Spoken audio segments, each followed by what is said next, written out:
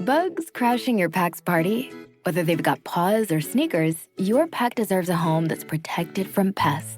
That's where Wondercide comes in. Plant-powered protection made with steam-distilled natural essential oils that actually work. It kills and repels fleas, ticks, mosquitoes, and ants without questionable ingredients or overpowering smells. Safe to use around kids and pets when used as directed. Lab-proven to work fast. And proudly made in the USA.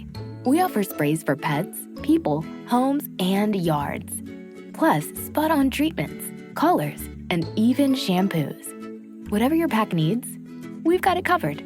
Founded by a pet parent looking for a better way to protect her dog Luna, Wondercide's now protected over 21 million lives and counting. You might have even seen us on Shark Tank. Go to Wondercide.com and use code WONDER20 for 20% off your first order. That's WONDER20 at Wondercide.com. Wondercide. Protect your pack with plant-powered Wondercide today.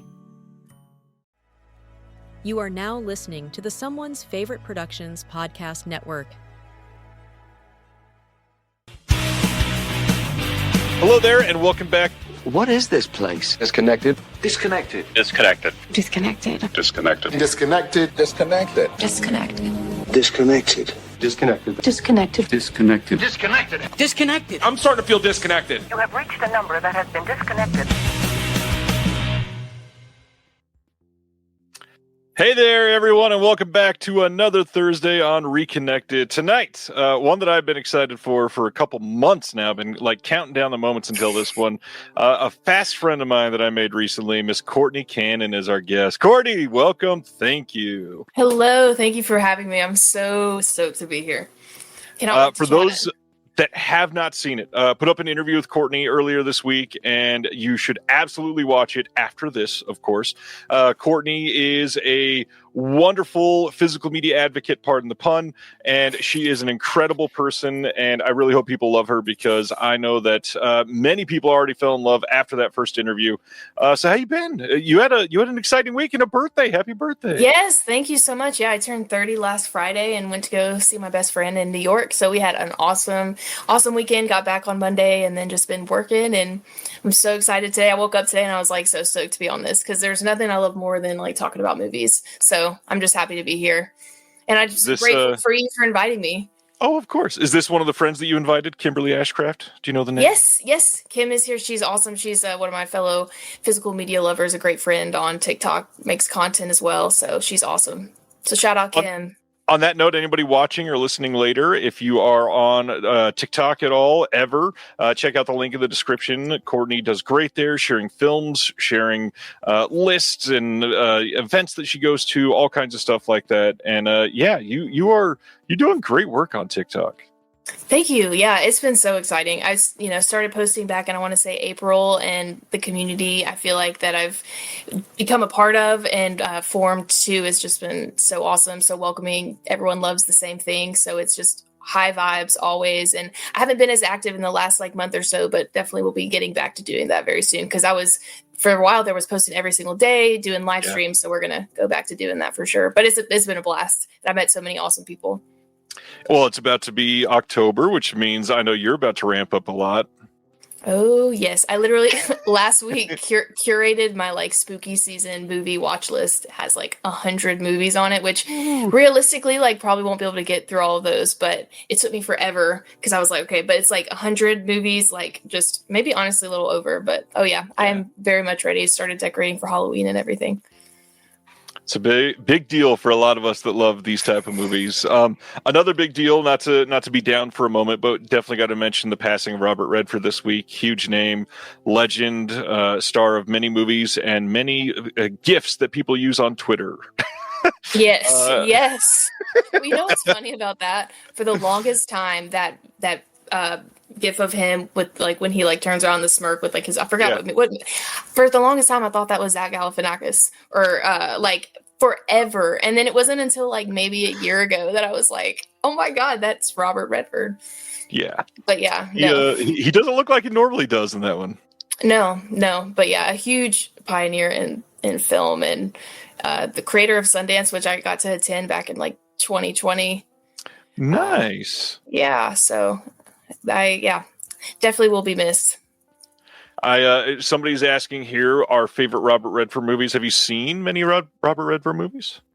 I have. I'm trying to think of my favorite. See, this is again my picking a favorite is always the worst with me because I'll give you several. Well, I'll let you go first. What are some of your favorite Robert Redfords? I mean, this is kind of impossible to name when somebody has done so many incredible movies throughout the years. I mean, when you have a career starting as early as he did and has been in so many classics, it's really tough to just like pull a couple out of a hat for him. It's not like I'm going to say Captain America, the Winter Soldier or anything like that. But I mean, Indecent Proposal is up there, even though it's not like a big Redford movie. Yeah.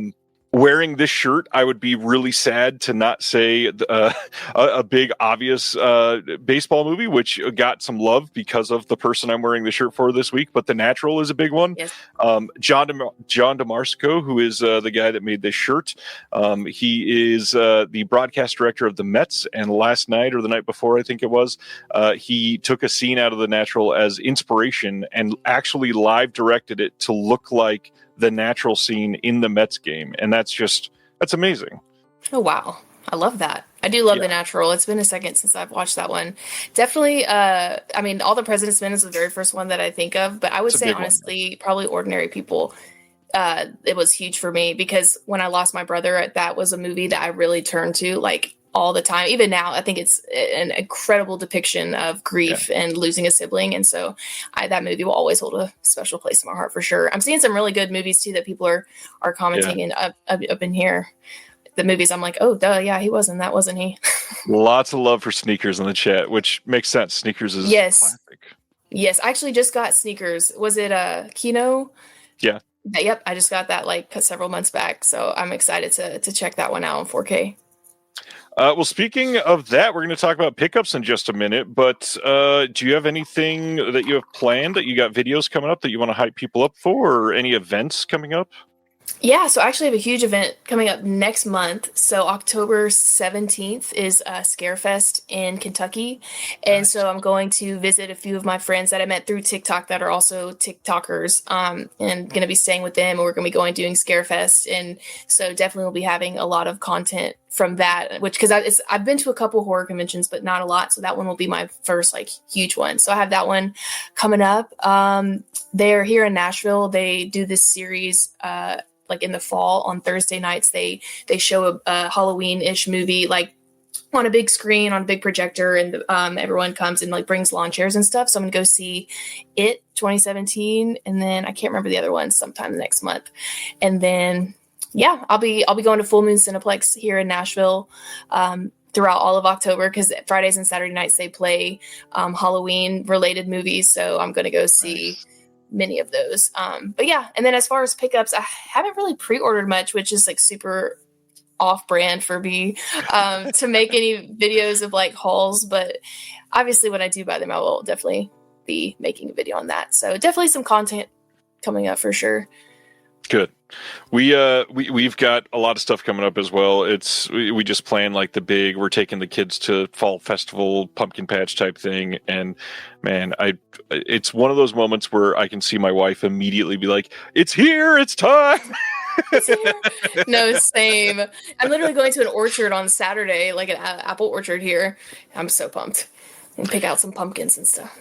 Tonight, after announcements, we're going to be talking about some of these spooky season type movies. We're going to be talking about 2000s horror remakes, which for a lot of people, very divisive on some, but for some of us, super nostalgic as well, because these are some of the ones that got us into some of these movies.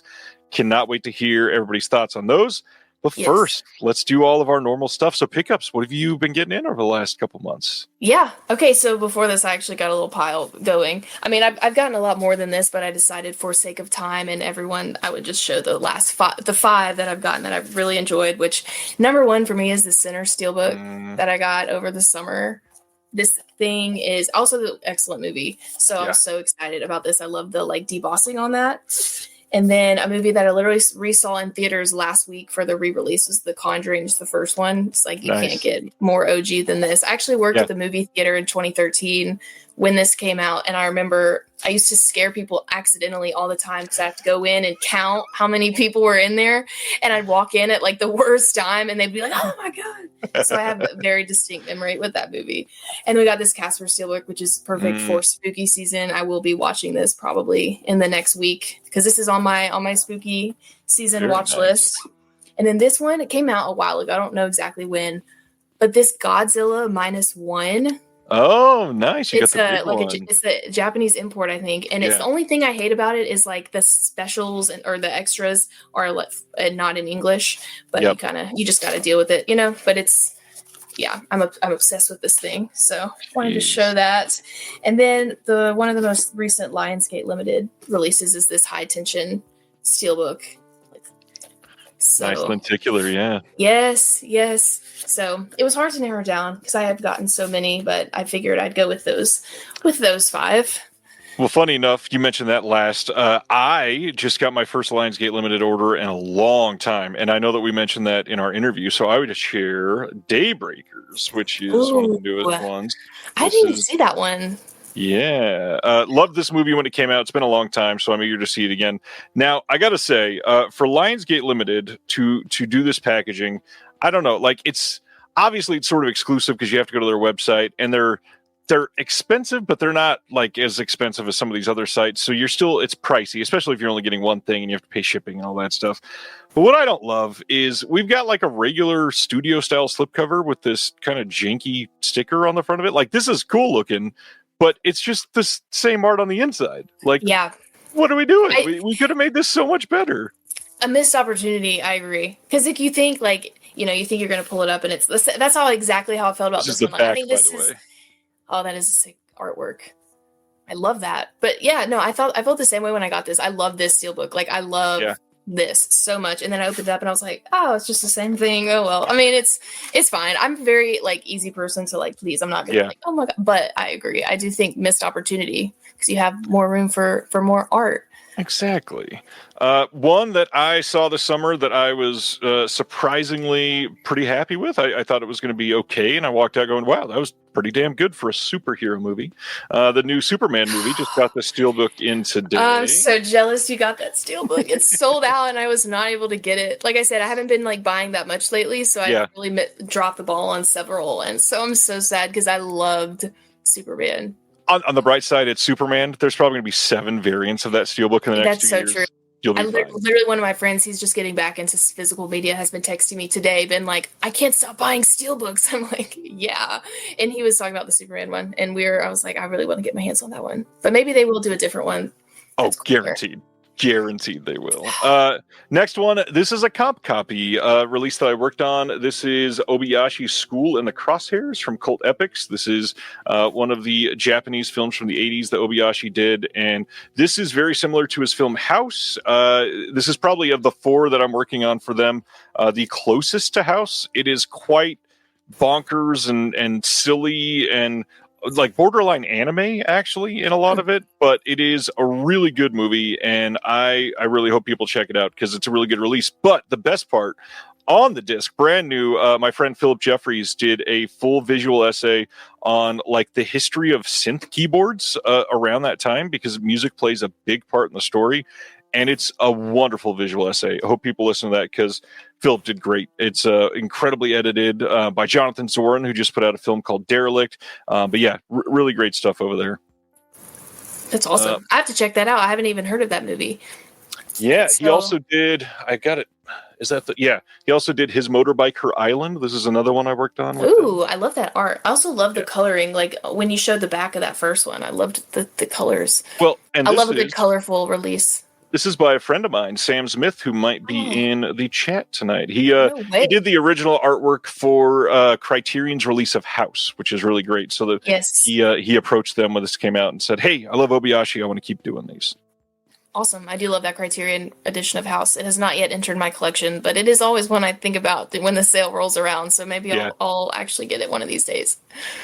Two final pickups for me. One, just stoked to have this. I think this is my favorite of the two canonical titles in this. Is it a franchise? I don't know. Creepshow 2 on 4K from Arrow. Brand new.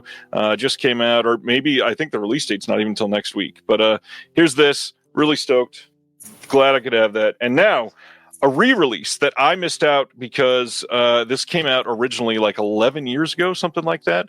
And I have seen the explosion of the love for this type of film, and I'm so stoked to get in the wonderful tome of Jasper Sharp's Behind the Pink Curtain book. Let me hold this up. This is a book on the history of Pinku Iga, the pink films of Japan, and I am just so happy with the fact that they put this out again, because this was like $250 secondhand, and so they're like, let's reprint it, and I said, please do. So man, in my hands. There's nothing like when they reprint it. That's how I felt. I think there was one recent. I think it was like a Lawrence of Arabia steelbook that like they had reprinted, and I was able to like grab it at like a normal price. Yeah. Because man, I'm so happy for you that you got that, because I know the feeling. Yeah, it's a lot. But with the pickups, the love for these things are inside the cases, of course. What have you been watching lately? What kind of movies you've been checking out? You know, I have. So, like I said, I started my like spooky season movie watch list. So I've just started denting into that, and we literally have been rewatching the whole Conjuring franchise. Went and saw the new movie last night in theaters. In Screen X. Have anyone ever seen a movie in Screen X? I had no idea what it was, but the friend that I went with, that's where she got the ticket, and I was like, okay. And it is where you literally, the side of the movie theater like has the movie extending right next to you, right and left. So it's like you have the screen here, and then it's also like expanding. Like, it was kind of trippy, and I get motion sickness, so I was kind of nervous. I was like, am I about to get sick right now? Because I was like, you feel like you're in the movie. But I did go and see that one. I just watched The Barn, which one of my friends, Chris, I think he's in the chat, 4K Outlaws, he's one of my great friends from TikTok. Him and his wife had suggested The Barn. It's like it was made like recently, like in the last 10 years, but it takes place. There it is. That was one of the most recent ones I watched. Yeah. All autographed by the cast and crew. No way. Yeah. That's cool. No, so that was a fun one. I had not seen that one before, so I love. And then here's the sequel, The Barn Part 2. Oh, I didn't even know there was a sequel. Is that one any good? Worth watching? There's actually 3 of them. Oh my god! Wow, that's crazy. Yeah, you just never know. And Kim asked my favorite Conjuring film. I definitely has to be the first one. You just can't beat the OG. Yeah, it's by far the best. Yeah. What about you? What all have you been watching lately? Oh, too much. Last weekend we did 5 films in the theater in one day. Ooh. Yeah, it was a long day. I'm going to go through a couple of these very quick because a couple of these don't have a lot to say about them. Spinal Tap 2, it was all right. Like, it's nowhere near as good as the first. None of us were expecting that, but it wasn't a complete failure, so it's decent. Okay. Went and saw the newest Dev Patel film, which is called Rabbit Trap, and it's this weird, like, wannabe folk horror film that's sort of like really based in experimental cinema. Essentially there's no coherent plot to it at all, and you're just out in the middle of the woods in the UK, and there's a creepy, like, I'd guess they were probably a 13-year-old, and they're just doing fucky things to this couple, and you're like, I don't know what's happening, but I'm here for it. There was still a lot of really great visuals, but it wasn't for me. I think it could have been a lot better. We saw The Baltimoreans, which is a new rom-com that's about to drop, and kind of impressed me, I gotta be honest. It was pretty well written. My big thing, though, is like proper representation of people. Everybody was just normal, and it was one of those glaring things where you're like, oh, like, I look like these people. I'm not like Hollywood level of beautiful staring at the screen, and so these are just average people, and that was so nice to see in a pretty decent sized movie in a theater. It was nice. That is nice. Saw The Long Walk this week. Did you happen to see that one? Not yet. I can't wait though. I'm hoping to go like sometime this weekend or next week. It's been on the top of my list. Yeah, this was probably my second or third most anticipated films of the year. I interviewed the guy who wrote it last year. His name is JT Molnar. He's the one that did Strange Darling last year. Oh, And I loved that movie. it's so good. The Long Walk, I was worried about this one because I know this is close to the hearts of many people, but this movie delivers. I in tears multiple times during this film. Really close to a 5-star film for me. I think that the last couple minutes may have misstepped ever so slightly, but other than that, freaking incredible. You don't think watching a whole bunch of super young men walking for like 150 minutes or whatever it is. I don't think it's 2.5 hours. I think it's just over an hour and a half. But actually just sitting here watching them walk for that long, you're like, I'm going to get bored. Not at all. The dialogue is incredible, and they pull you through it absolutely amazing. So well. That makes me so excited because I've heard good things about it, but you just like never know. But hearing that makes me even more excited because I am so pumped. Also, I love that someone said, I think people should walk to the cinema for the long. Yeah. Kim wants to know favorite Child's Play movie. -2. Mine is certainly Bride of Chucky. I think that is my classic one. So this is going to be a confession. I've really only seen the first one, so I'd have to say that one. I was never big into Child's Play. Like me and my friends growing up, we'd try to watch some, but we just never made it through them besides the first one. And I did enjoy the first one, but I've never really gotten much into the Chucky franchise. So that would have to be a confession from me. There's no shame here whatsoever. But other than that, the one that I really wanted to spend a minute talking about, because I think so few people are going to go see this movie, is the movie Twinless. Twinless is a movie that is in the trailers. They are pitching this as a couple people that have lost twins are going to as in like their twin has died, are going to a twin bereavement support group, and they like form a friendship from it. And this movie is incredible. Wonderfully written, incredibly acted. One of the big things is not the main star, which is Dylan O'Brien, but his co-star, which is James Sweeney. James Sweeney also directed this film, and he also wrote this film. And so the fact that he wrote the role that he took, this movie is insane for so many reasons. It is like perfectly cast. It is wonderfully acted. The story itself is pretty on par. It is what is the best way to say that? On par with what? Like the pacing is perfect, but also there's sort of a twist. And I hate saying that because that kind of gives away that there's something that you're not expecting, but it's told you like in the first 4 minutes. So it's not giving much away, but Twinless is, like I just said with the Baltimoreans, it depicts sort of literally every relationship that you can think of. It does great with like friends relationships, just two dudes hanging out. It does great with like mother and son. It does great with like a budding relationship where you're meeting somebody and falling in love with them. It does really great homosexual relationships. It does really great relationships where you're just there for like a one-night stand, and it like portrays everything realistically. There are a couple scenes that are intense in the best ways, which you don't really expect out of a movie that was marketed this way, because it just came across as like a timid little indie film. Twinless is a borderline masterpiece for me. It is easily top 5 or 6 of the year. It is by far a movie that I think is going to get undersung, and everybody needs to see it because it is incredible. Ooh, I can't wait. That is one that's been on my list. I forgot what movie I was in. I saw the preview for that, and I was like, this looks fascinating. So I'm excited. So you've seen it already, so spoilers. No spoilers whatsoever. Oh, I can't wait. No, I love movies like that, especially movies I feel like that kind of come out of nowhere that you don't hear like too much about, but then they end up being like this, like for me earlier this year, for me, that was Life of Chuck. This summer, that kind of came out. I had no idea what to expect, and I walked out of it like 5 out of 5 stars. It was great. So no, that made me really excited for Twinless. I cannot wait to see that.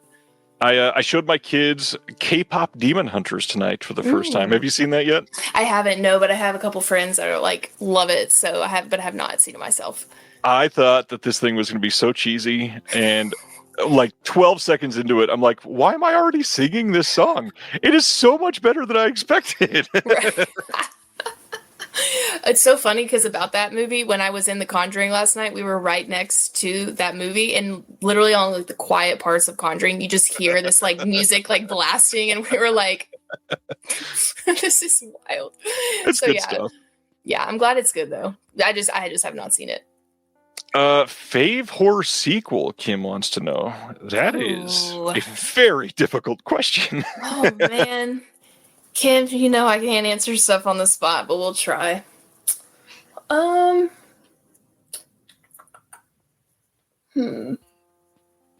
like looking at my franchise shelf right Yeah, now. I was just thinking of that too. There's so many that I could easily throw up there.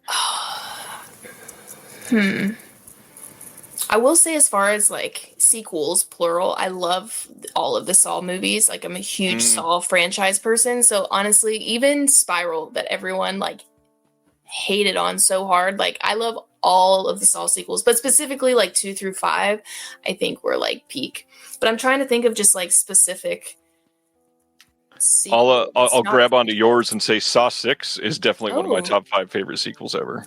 Oh, see, That's the one that takes down the healthcare system, and I love it. Oh yes, okay. Let me change mine from 2 to 6. I always around 4 to like 6. I get them.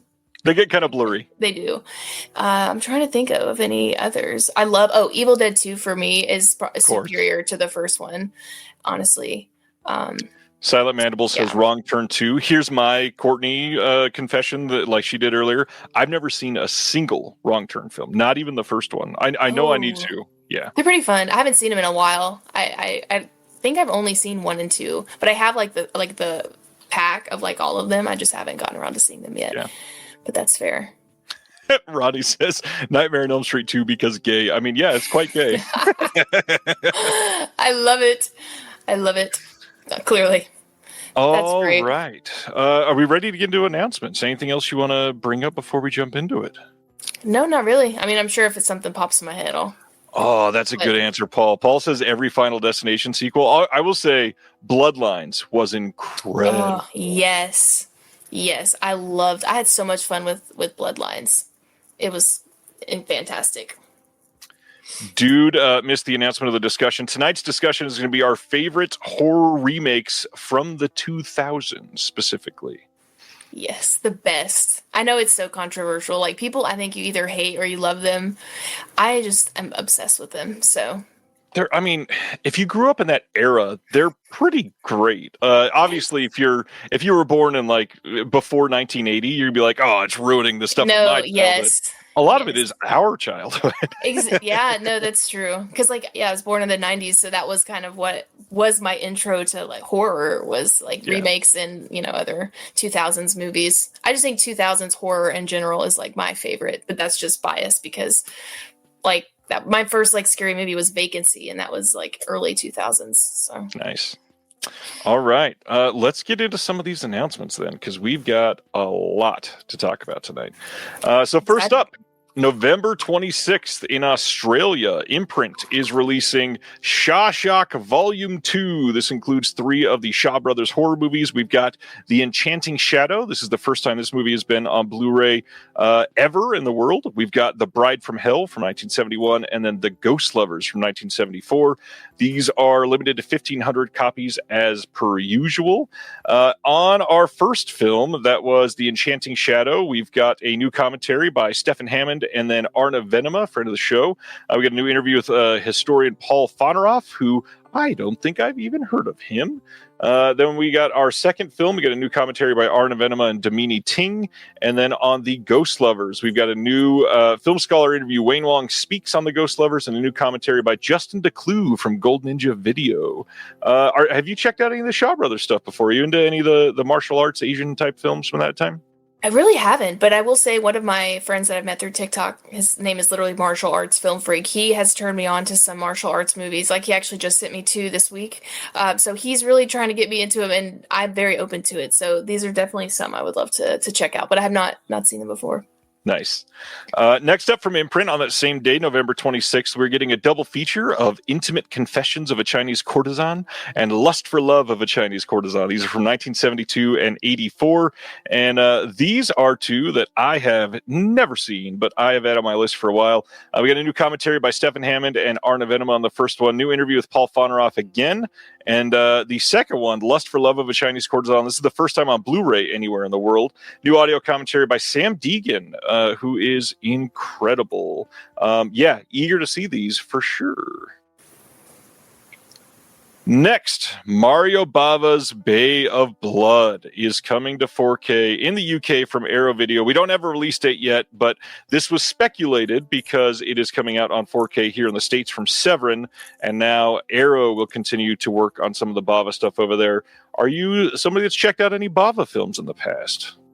No, but it looks like I'm about to. This is I'm a big intrigued. Yeah, I'm intrigued. This is a film that has inspired some movies that we were just talking about a little bit. So, yeah, Bay of Blood is incredible. There are some scenes from this that are practically ripped, like frame by frame, into Friday the 13th. Oh, I love that. Then I definitely will need to be getting this. Well, and you're also a big Arrow fan, right? Oh, yeah. Literally 3 of my 5 2000s horror remakes are Arrow. Like, I have very many. Arrow. I know what one of them is. Oh, I know what 2 of them. One of them just came out. That's right. All right. Next up, 88 Films over in the UK had a big group of announcements. We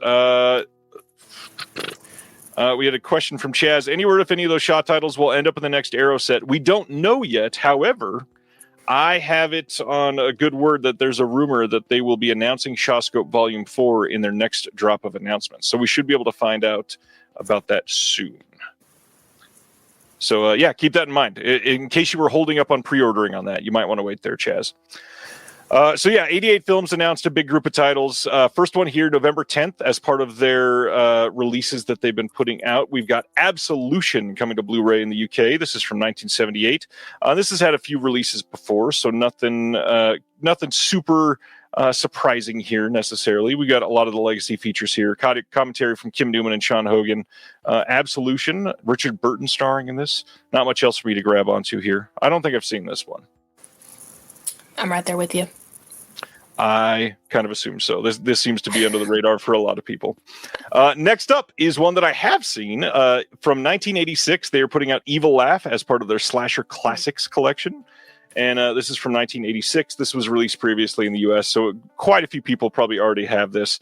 All archival features on this. Nothing super new. Have you happened to have seen the Evil Laugh?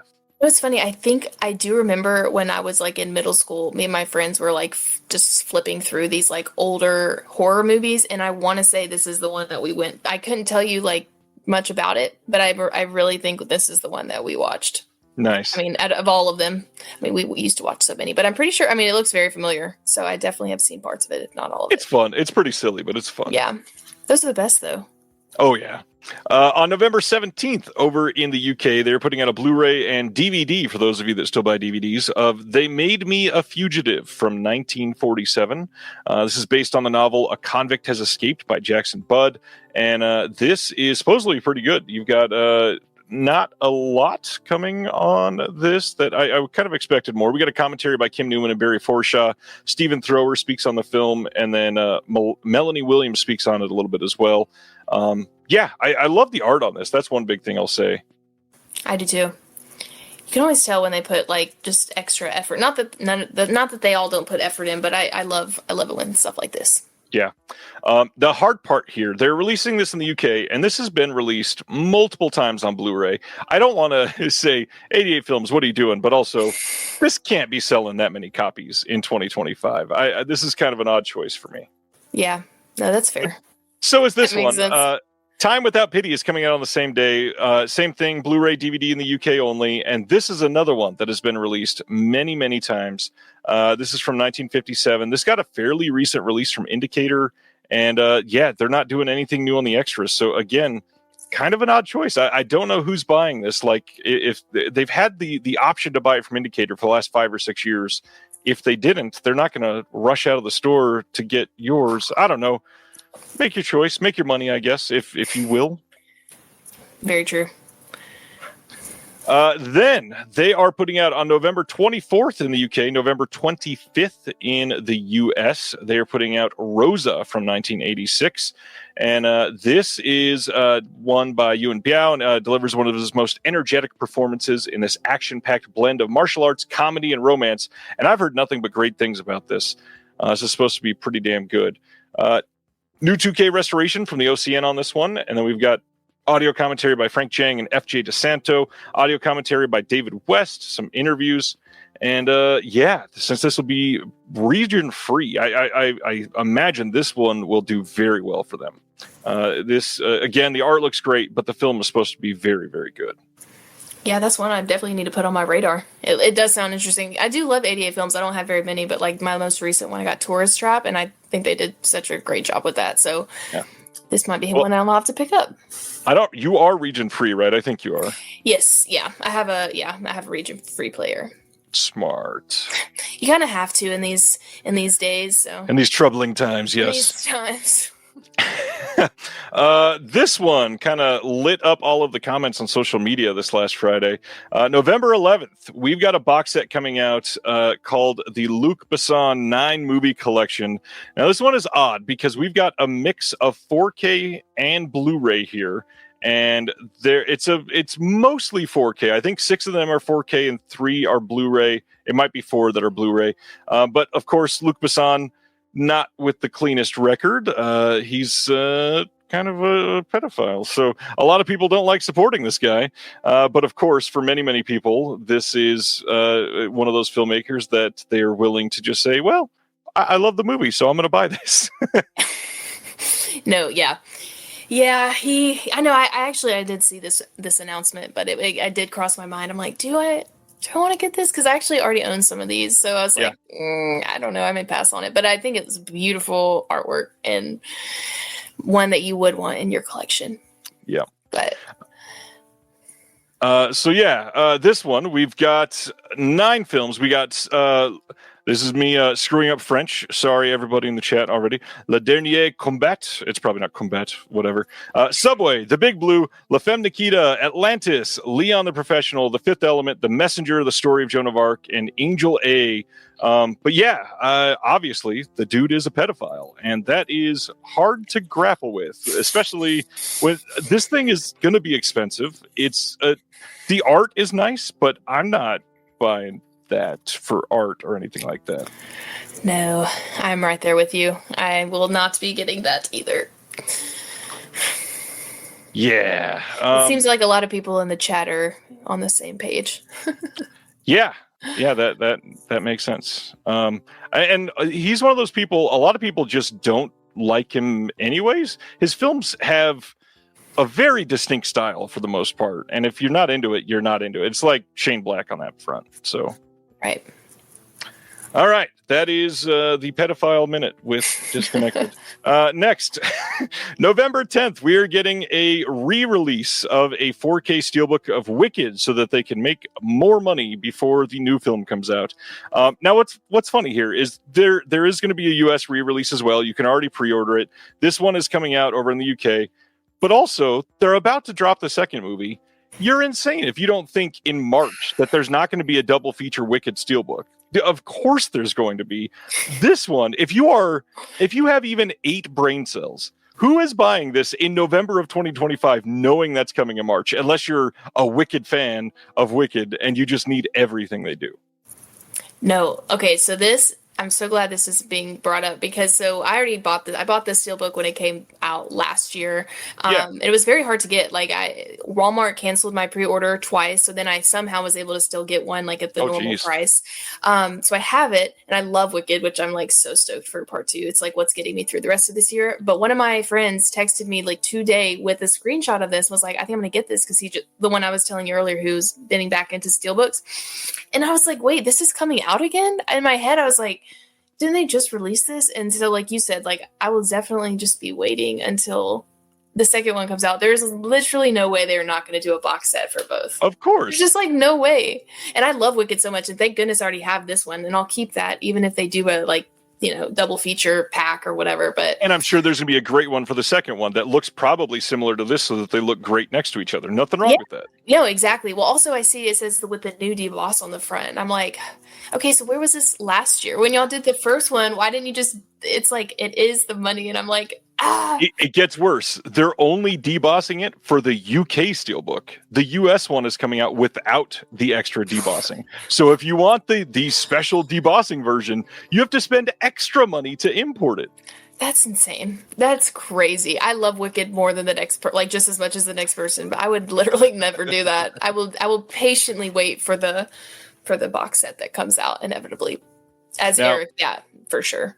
Here is my second confession. I did not get a chance to see that last year, but I was thinking, hey, I'll rewatch it before the second one comes out because I'll inevitably see the second one in the theater. And then I started thinking, there's no way they don't do a double feature in the theater. Oh, yeah. Of course that's going to happen this fall. No, for sure. I saw Wicked 3 times in the theater. Thankfully, I had Regal Unlimited, so I didn't have to pay for it. But I was obsessed with that movie. Still am, because I saw it that was my first Broadway show I ever saw, like when I was like 13, like in New York. I'm obsessed with the movie. And then me and my mom, like we already are planning like Thanksgiving-ish time, going to see it this time. I love the soundtrack. I literally got a speeding ticket. This is not a joke. I got a speeding ticket while blasting Defying Gravity. I was going like 20 over, not even like registering how fast I'm going. So I was quite literally defying gravity. The cop like pulls me over, I get a ticket. And I tried to make a joke with him. I was like, yeah, I'm sorry. I was listening to Wicked. Like, have you never defied gravity? And he was not having it. But I literally got a speeding ticket because of this soundtrack. The fact that you asked him that is hilarious. I was like trying to like break the ice or also try to get out of the ticket, but it did not work. But I'm so excited for part 2. Like I will be counting down. And Amazon Prime members, I saw they're releasing a free or a early screening for Amazon Prime members on like the 17th or something. Oh, damn. So if that's true, I will be sad. Interesting. Yeah. Colton said, I love the music. It's a strike against your gay card. Colton, man, come on now. You got to get it together. Come on. All right. We announced this last week as part of TerrorVision. In October, we are releasing a Blu-ray as part of our Gray Face Films line of the movie New Religion from 2022. This is a movie that was previously released in the UK by Third Window Films, but I think this version is quite a bit better. So we got this brand new art that I think is pretty incredible for this movie. And this one, if you've not heard of it before, it says, after her daughter's accidental death, Miyabi gets divorced and starts working as a call girl. Miyabi meets with a new client and he requests to take pictures of her body, first her spine, then her feet, and he continues to take pictures of a different part of her body every time they meet. After the first couple of sessions, Miyabi feels her daughter's hand touching her leg and quickly realizes that every time she allows herself to be photographed, she can feel her daughter's spirit reaching closer to her. This is a very interesting movie, and I hope people check this out because it's certainly worth it. We've got a brand new director's updated version of the film. Now, this is one of those odd situations where everybody's like, oh, how long is this one? This is the exact same running time as the actual original version of the film, but he changed a bunch of it. So it is quite different, actually. There's a booklet in this with writing from Kia Shikondo, who's the director, Amber T, Anton Battelle, and Alexandra Heller-Nicholas. New commentary with the director, with Kaho Seto, Satoshi Oka, and then Sho Mashina. This one is exclusive to the TerrorVision release. That's not on the Third Window release. We got another new audio commentary from Amber T, which is also exclusive. New making of New Religion with the director who put it all together. And then we got a behind-the-scenes look that was on the original one. Now, of course, the big difference is the original one has this new short film. It's not part of this thing, but it's sort of tied together, and so it's very, very different. Kind of complimentary releases, especially if you love the film, might be worth checking out. But yeah, if you never picked up Third Window or you're not region free, this will be the one to get for sure. I'm obsessed with that artwork. Like, been sitting here just like, it's great. Yeah. And fascinating. Moths kind of play a part in the film. So that's where the inspiration comes from there. I love that. Corinne says, Ryan, is the Nami collection on Air 4444 the exact same as what Third Window released? We don't know yet, Corinne. We're going to find out tomorrow because it is going on pre-order tomorrow. But they've not released any new details as far as extras and all that, but the films should be identical. And we should point out that Third Window Films and then Air 4444, they've worked together a bunch of times. So undoubtedly, they both worked together on those films when they were putting them out. Is that the first time you'd heard of that label, Air 4444? Me? Yeah. It is actually. I have not. Sorry, I was like reading like through the comments, and then I was like, wait, I need to talk. I am on here. It's a tough name to spit out sometimes. That's for sure. Well, now I'm familiar with it, so that's good. I'm learning new things being on here. This is great. Air 4444. They do like subversive Asian films for the most part. Nice. Okay. Speaking of The Long Walk, you can already pre-order the 4K Steelbook. This is out there, and it is an Amazon exclusive 4K Steelbook. We don't have a release date yet, of course. This one has an alternate ending, which I'm very curious what that alternate ending is, because the ending was kind of the weakest part for me. So I'm wondering if they might have fixed it. And then we've got an appreciation from Stephen King on there. We've got Cooper and David did a scene read together, and then Ever Onward, Making the Long Walk multi-part documentary and the trailer. So yeah, I am very excited about this one. I will definitely be pre-ordering that, and I haven't even seen the movie. Just I can tell just from even just like the art and the colors, but also just from the sounds of how the movie actually is. I will be getting that as well. I do think it's hilarious that many people saw this and went, "Oh, I thought that was Super Troopers at first." Oh, I love that. But Lionsgate is just spitting out and just fire. So I trust them with all of their releases that they've been putting out. Yeah, pretty good stuff. Can't argue with that. This is not exactly the same. September 24th, Cape Light over in Germany is putting out a 4K and Blu-ray Project Genesis.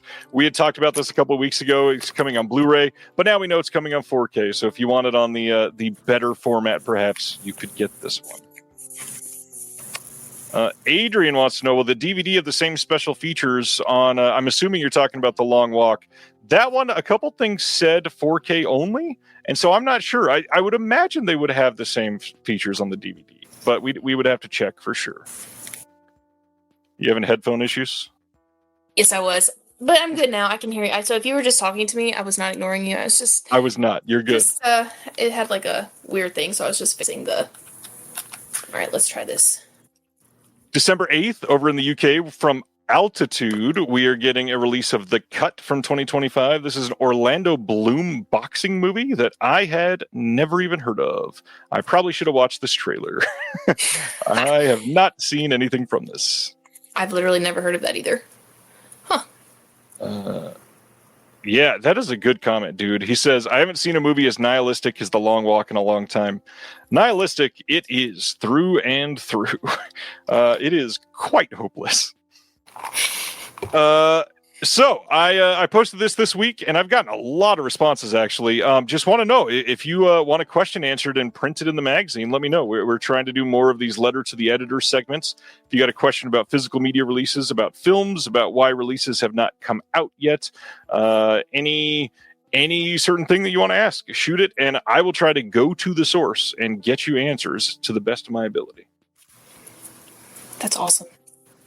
Kino Lorber is having a sale at Barnes & Noble right now, 50% off of everything. And if you are not somebody that is shopping at Barnes & Noble for one reason or another, you can also pick these up on Amazon, because Amazon is price matching most everything. The big thing to remember here is this is in person and online. So they tend to, when they're having one of these, they tend to stock some of the titles, obviously not their entire catalog, because Kino Lorber releases 512 movies per year, but you can buy most of them online. And then on top of that, things go on sale that will come out during the sale period. So this doesn't end till October 19th. So if a release is coming out before October 19th, it is half off right now. So you can pre-order it. Like 4Ks are, I think, $22, $22.49. Pretty decent. My wallet hates to see these sales coming. Yeah, and it's, of course, almost sale season, so here we go. Oh, yes. But exciting, too.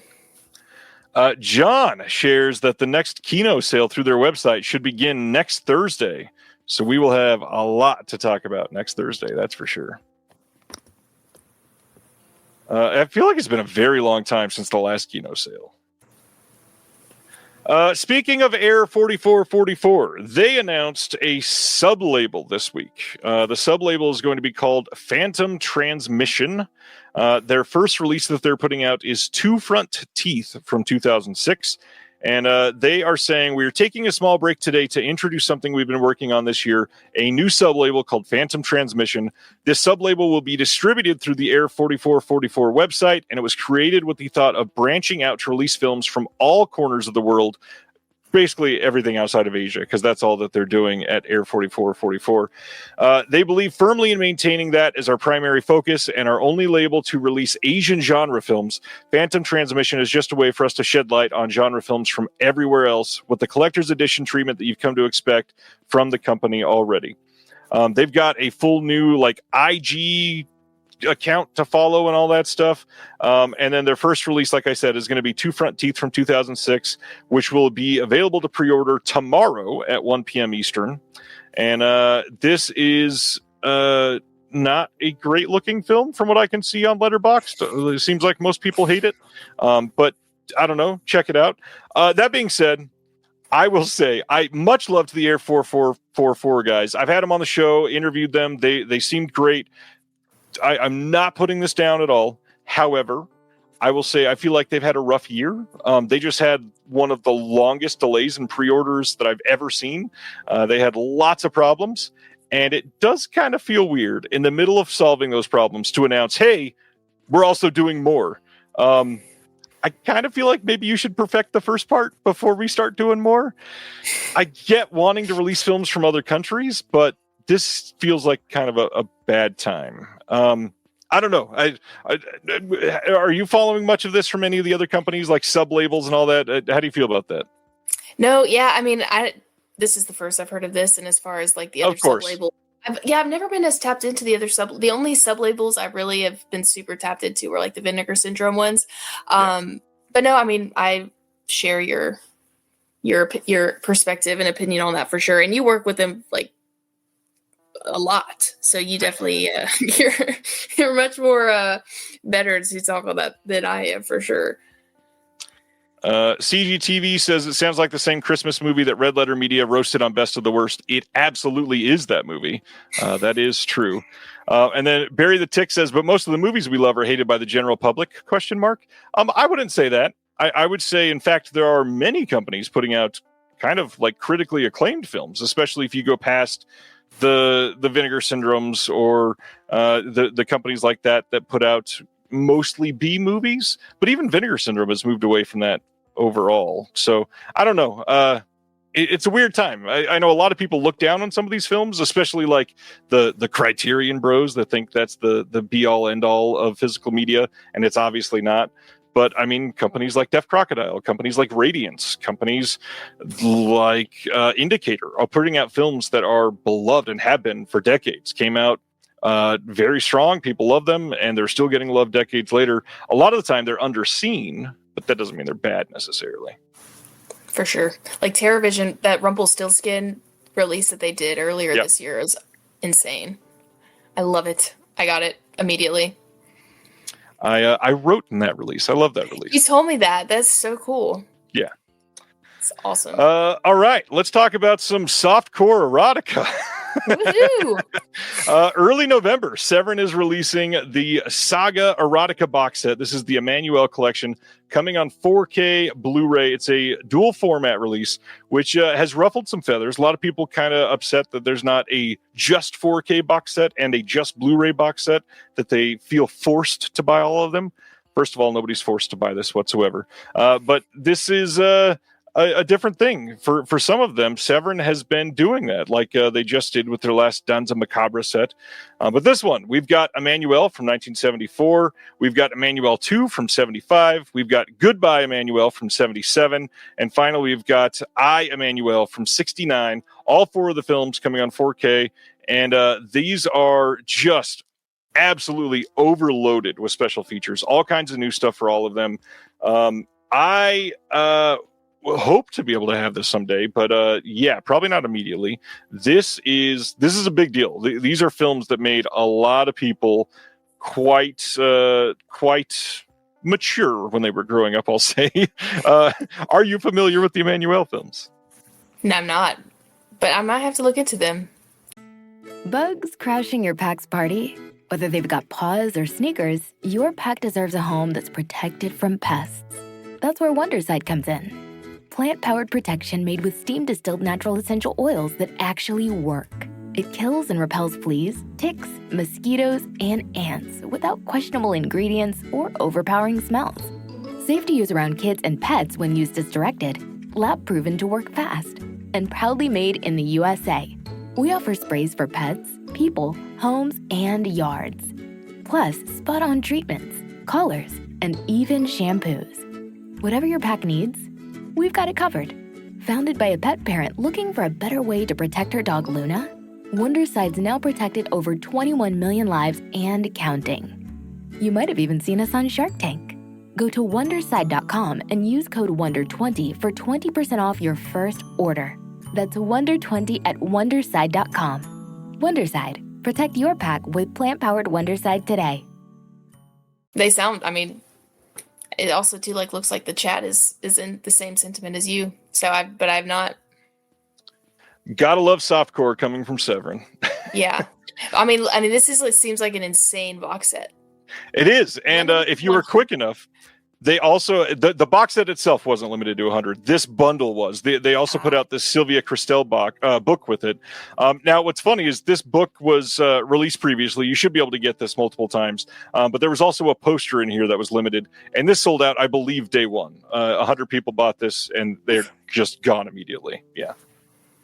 It definitely has its audience for sure. It sure does, especially when most of the people buying physical media are middle-aged men. Hi, I'm middle-aged man. We got some Criterion announcements after I just put them down slightly. So this is exciting. December 2nd, we are getting a Blu-ray release of Return to Reason, 4 films by Man Ray, and these are all from 2023. This sounds incredible. This says the swirling surrealist dreams of Man Ray are high watermarks of 1920s avant-garde cinema, a nexus of cryptic themes, dark eroticism, and playful abstraction. Seemingly plucked from an unconscious realm, these 4 shorts find the visionary artist experimenting with the limitless possibilities of montage, superimposition, distortion, and even the application of objects directly onto the celluloid.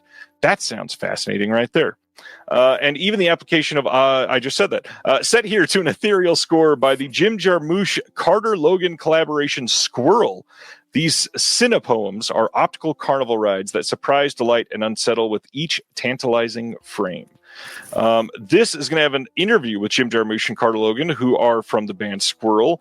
We got a concert from 2023 featuring Squirrel performing its improvised score to Man Ray's films. We got a trailer plus an essay by Mark Polizzati.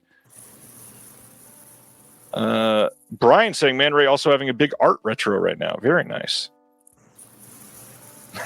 And if you don't like experimental cinema, you will not like these. That makes sense.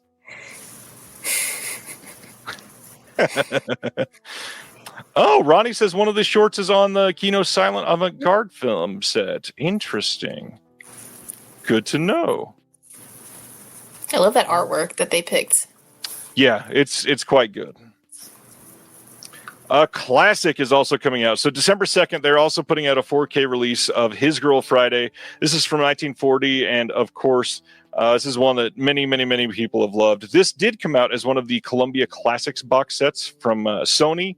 So if you already had that, this is basically going to be the same thing. There might be a couple different on the features, I think, but the film itself is probably going to look identical. In fact, the Sony one might even look slightly better since Criterion doesn't do real great with the encoding.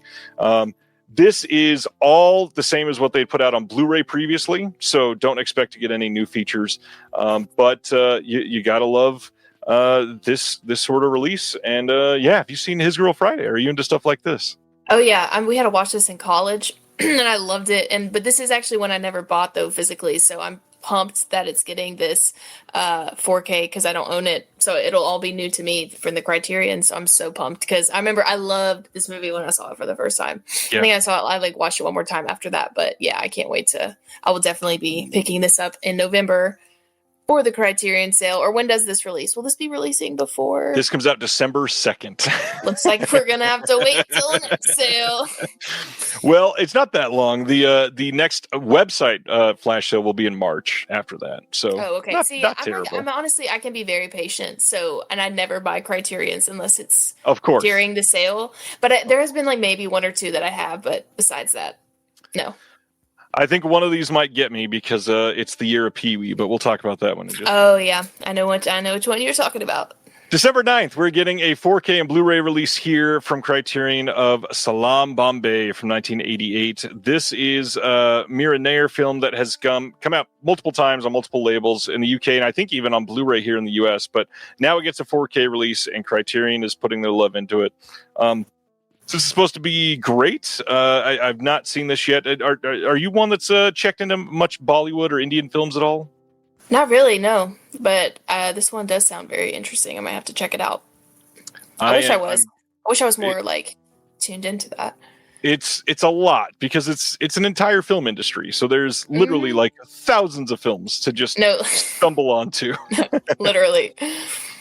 There's a whole bunch on Netflix, by the way, for anybody that's ever been interested in Bollywood and Indian films in general. At least there was a couple months ago. I'm not sure if they're mostly still there. Next up, one that I have been very eager to see restored. December 9th, we get a 4K and Blu-ray release from I Know Where I'm Going from 1945. This is a Powell and Pressburger film that a lot of people worship, like literally is one of the best films of all time. This says love flourishes in the Scottish I don't know how to say this word, so I apologize to all the Scots. Hebrides, I'm going to say something like that. In this windswept enchantment from British cinema's most passionate visionaries, Powell and Pressburger. I Know Where I'm Going declares headstrong, upwardly mobile Joan Webster en route to her marriage to a wealthy industrial until her carefully laid plans are blown away by a raging storm that leaves her stranded on an island off the Scottish coast with the dashing naval officer. Shot in ethereal black and white that enhances the almost mystical air of its setting, a folkloric world where legends and curses still hold sway, this beloved romance is one of cinema's most stirring expressions of the eternal conflict between the head and the heart. This is one... Oh, thank you, Ronnie. Ronnie said I said it correctly. That's kind of amazing. I love that. This is one that Criterion had released previously on DVD, I believe, if I'm remembering right. And now it finally got this upgrade. We got a new 4K digital restoration by the BFI.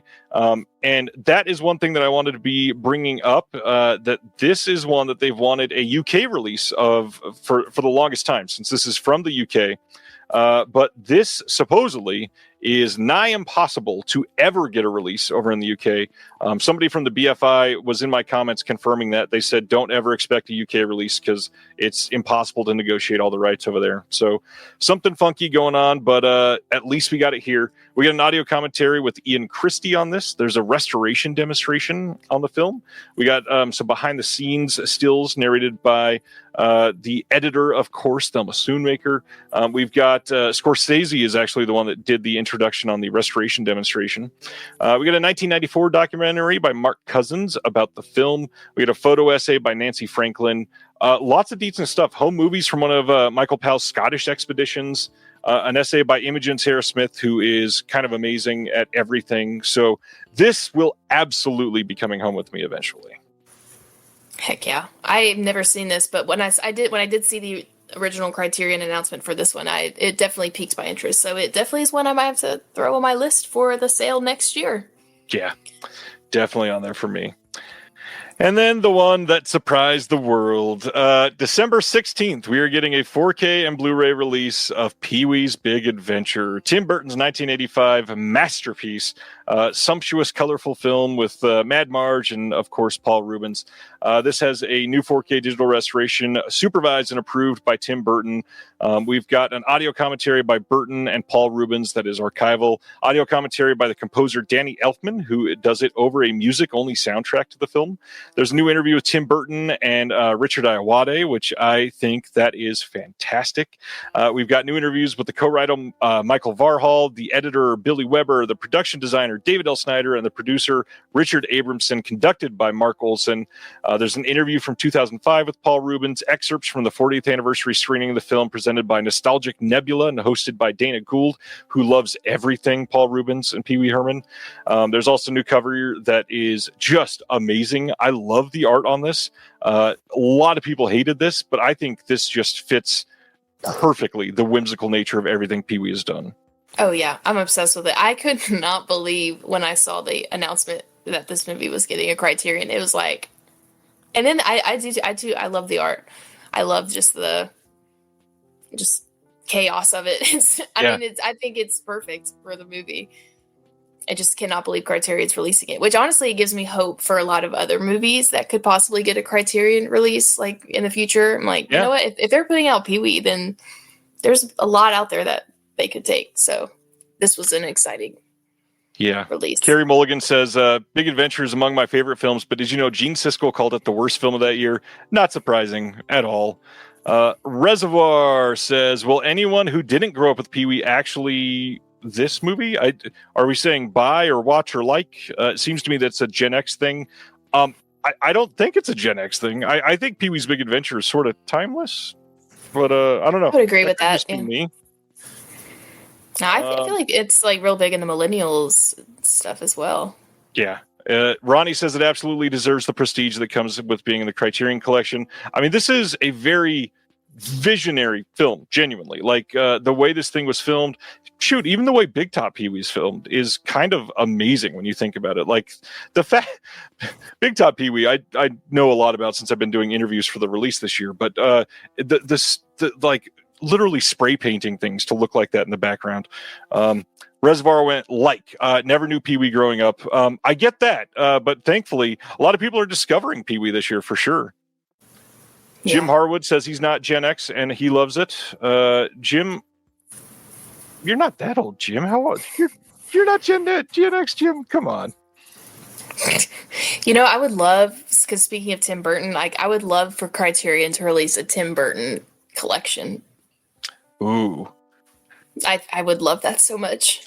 So I'm going to guess it would have to be, we'll say 3 films. Which 3 do you think are, and I hate using this because Criterion has kind of lost these films deserve to be in here, like the little pinky raising when you say it.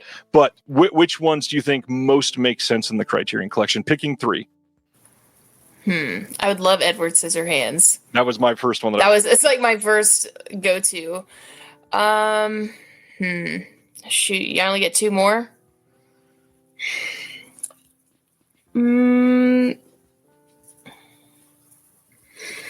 See, this is when I get put on the spot. Because when I said that, my first thought was like, okay, well, Edward Scissorhands has to get number 1 on the list.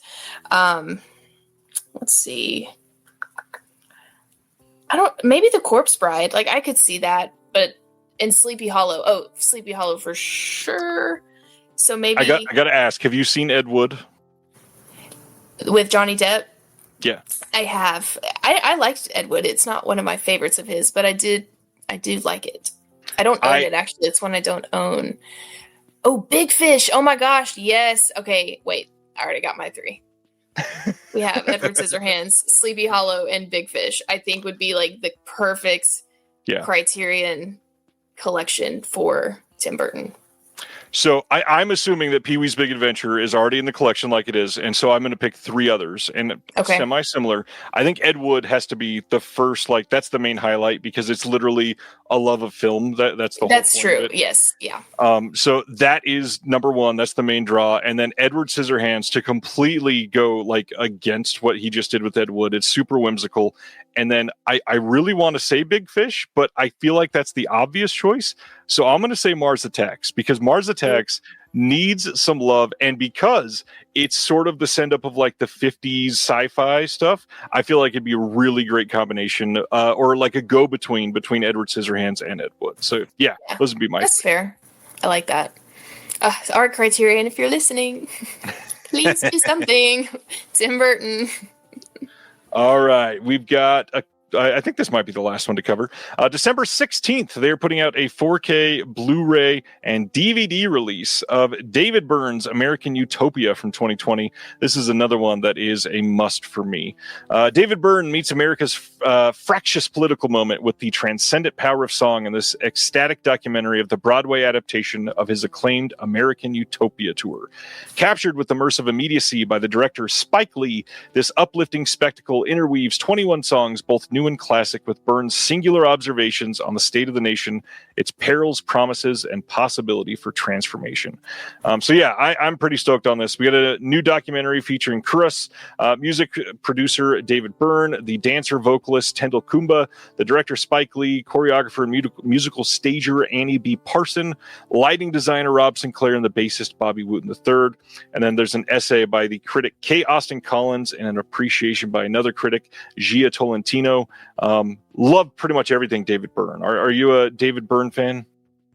Yeah. I have not seen this one though, but it's definitely one I definitely would like to get. My Criterion list right now is probably about 10 movies deep, so I keep adding them, but I definitely think I will be adding this one. Just from the cover alone, it looks one that would be right up my alley. Yeah. I don't know if you saw this. Simeon Gregory in the chat says you remind him of a mix between Ariana Richards and Kirsten Dunst. Oh, that's so kind. I love them both. Thank you. I have gotten Kirsten Dunst before. I've also gotten Claire Danes, but that is very nice. Thank you. Yeah. I take that as a compliment because I love both of them. So. Brian says that second critic is a staff writer for the New Yorker. Nice. It's a rough week for staff writers at the moment that are critics, as Alan Sepinwall just got let go out of nowhere. Wow. Yeah. Which, speaking of David Byrne, what is your favorite David Byrne movie? Do you have one? Oh gosh. I mean, no, like whichever one is on at the moment is kind of he's just so magnetic. It's kind of hard not to appreciate him in that moment. Yeah, for sure. Oh, Dell, I would love this. Dell says they should do an Ed Wood set that includes Plan 9 from Outer Space, both in 4K to make sure those strings are crystal clear. Absolutely. Give us the Disney deal, damn it. Yeah, there you go. All right, let's keep going. Well, Adam was going to say stop making sense. Stop making sense. That would be mine probably. I mean, it's the obvious choice, but the reality is, I appreciate them all so much. I'm obsessed with Stop Making Sense. I will literally put that movie on just to have background noise when I'm cleaning, and the vibes are high. It's a great movie. It's the best concert film by far. Yeah, if anyone's ever seen it and didn't like it, we're gonna have to chat because I'm gonna need to figure out what's going on with you. All right, continuing on, November 11th, we got 4K releases coming from Kino, and these are all standalone releases. This had been teased as a box set, and then supposedly there's some issues with Universal with the art and then also with a couple of the restorations. So next year they're going to release a couple more of these and then the box set. So no pressure to buy these necessarily because you're going to have a chance to get a box set later. But we've got Abbott and Costello Meet Frankenstein. We've also got Abbott and Costello Meet the Invisible Man, Abbott and Costello Meet Dr. Jekyll and Mr. Hyde, and Abbott and Costello Meet the Mummy. We've got commentaries on all of these. Not much else, but they will absolutely be releasing the box set next year. Yeah, I will not be hitting send on these, and I'll probably do the box set if I get it. Because, why wouldn't you? I have so many movies to watch until then to keep me busy. It's okay. I'll be patient. Well, and it'll be cheaper as a box set, too. Yes, exactly. Craig is arguing that it is not the best. He says Stop Making Sense is not the best concert film. I would love to know what. Craig worships Prince. Okay. And so we both literally just went and watched in IMAX, of course, because it just did the big revival that they did of Sign of the Times. And Sign of the Times is his favorite by far. Okay, I can respect that. Next, we got some Warner Archive announcements this week. October 14th are when some of these are coming out. Others are coming out later in October, so I will share that then. The first is The Racket, starring Robert Mitchum. And then Elizabeth Scott and Robert Ryan on this one. We've got a brand new 4K scan of the original nitrate camera negative. We've got no extras on this one, I think. Oh, no, there is. There's a commentary by Eddie Muller, which, great stuff. Great stuff. The original trailer is here as well. Another Howard Hughes films. Are you into many of these classics? I do have some of. Literally while you're presenting this, I was just trying to scratch my brain or which Warner Archive collections I have, because I know I have several. I just can't think of which ones I have. I've never seen this one, but I do enjoy getting them. I'm trying to think, because I know I literally just bought one like maybe a couple months ago, not realizing it was even a Warner Archive. I just got in one like last week, I think, and put it away. Maybe if I just look at my collection, one of them will pop out. I'm like, that one. Next up from them is one that has been on my watch list for the absolute longest time, and so I'm so glad to be able to get this in HD.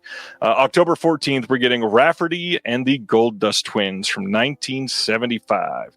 This one stars Alan Arkin, Sally Kellerman, and Mackenzie Phillips, and this says, Gunny Rafferty is a lonely ex-Marine adrift in the sea of humanity known as Los Angeles. In the morning, he leaves his rundown apartment and drives his beat-up car to a boring, mind-numbing job. But today is going to be different when Gunny meets two footloose female drifters, Mac and Frisbee, who cajole him into taking a road trip to New Orleans. Resigning himself to the situation, Rafferty joins forces with this terrible twosome.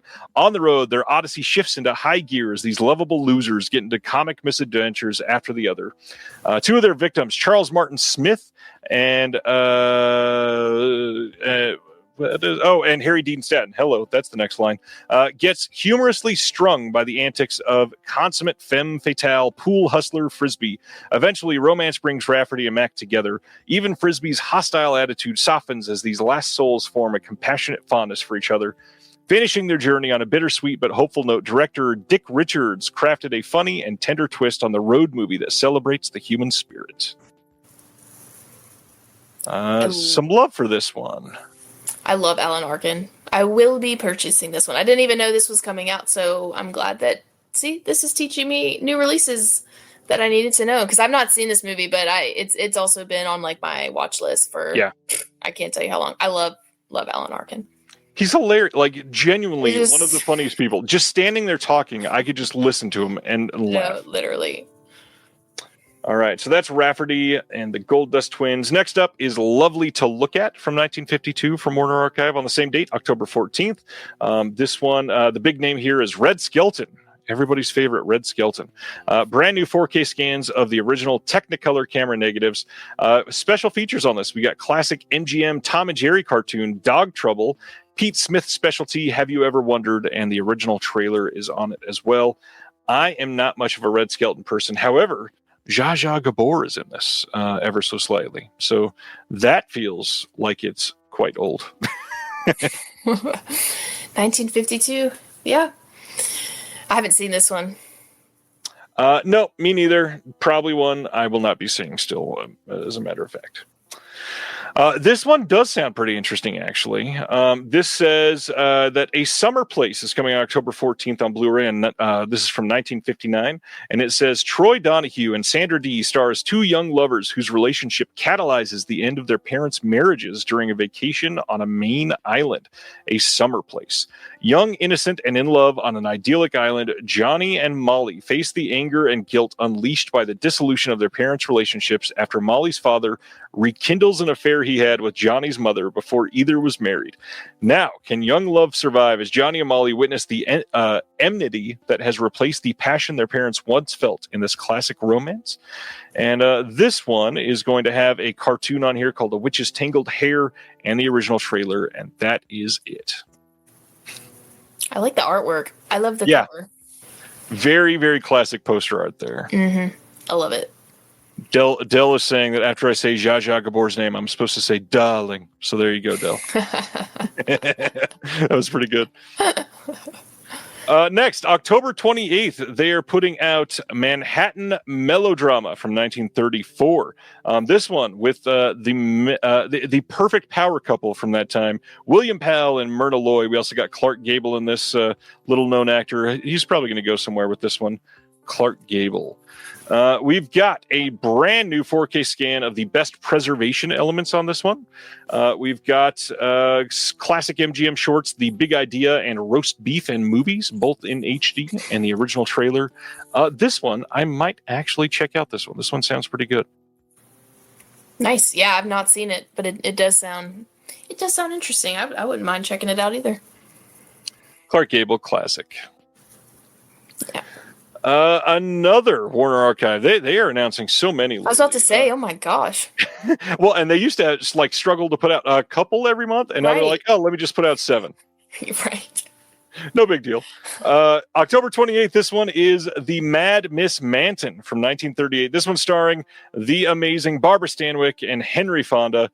Brand new 4K scans, the original nitrate camera negatives, which is wild that we're getting new 4K scans of nitrate negatives from 1938. We've got classic cartoons, The Penguin Parade and Porky the Gob, both in HD, and then the original trailer. I know we got some Stanwyck fans in the chat. This is one I definitely need to check out. Gosh, I thought that was the last one. This is the last one. And they just keep coming. October 28th, Out of the Fog from 1941 with Ida Lupino and John Garfield. Ida Lupino, another goat for sure. I love that name. It's so fun to say. Yeah, absolutely. Ida Lupino. Craig loving the 4K nitrate scans. Well, guess what? This is another one. New 4K scan of the original nitrate negatives. 2 classic cartoons on this one, The Heckling Hare and Hollywood Steps Out, both in HD, plus a trailer. Now, that's enough Warner Archive, I think. No, it's not. Oh, it's an end behind this door. All right. This, I believe, is the last one. Errol Flynn, who gets a lot of love from Warner Archive lately. 1953's The Master of Belantre is the newest one here. And this one, for special features, we got Bully for Bugs and Plop Goes the Weasel classic cartoons in a trailer. And you know what? I'm skipping right away from that one because that is enough of Warner Archive. November 11th, we are getting one of the daddest of dad movies, 4K Steelbook in the U.S. from Universal of U571 from 2000. If you love submarine movies, this is one for you. Have you seen U571? I haven't, but I love movies like that, so it looks like I'm going to have to watch it. I'm not even, I see John Bon Jovi's in it. And Bill John Paxton. Bon Jovi, I love Bill Paxton, Matthew McConaughey, and Harvey Keitel. That is a stacked cast. Yeah. Okay, looks like I gotta watch it. That would be a movie I'm sure that my dad had probably seen and loved. So that's kind of a requirement to be a dad. Yeah, that's true. To have seen this. This did play back in the day on Spike or TNT or one of the movies. TNT, yeah. It does look like seems like one of those movies that would be on TV all the time. But not in a bad way. And if you don't like Steelbooks, thankfully, they are doing a standard release of this one as well. So you don't have to worry about that just being a Steel. But November 11th, you could pick up either one of those. Check it out. This one, it's not a bad movie. Not at all. But right.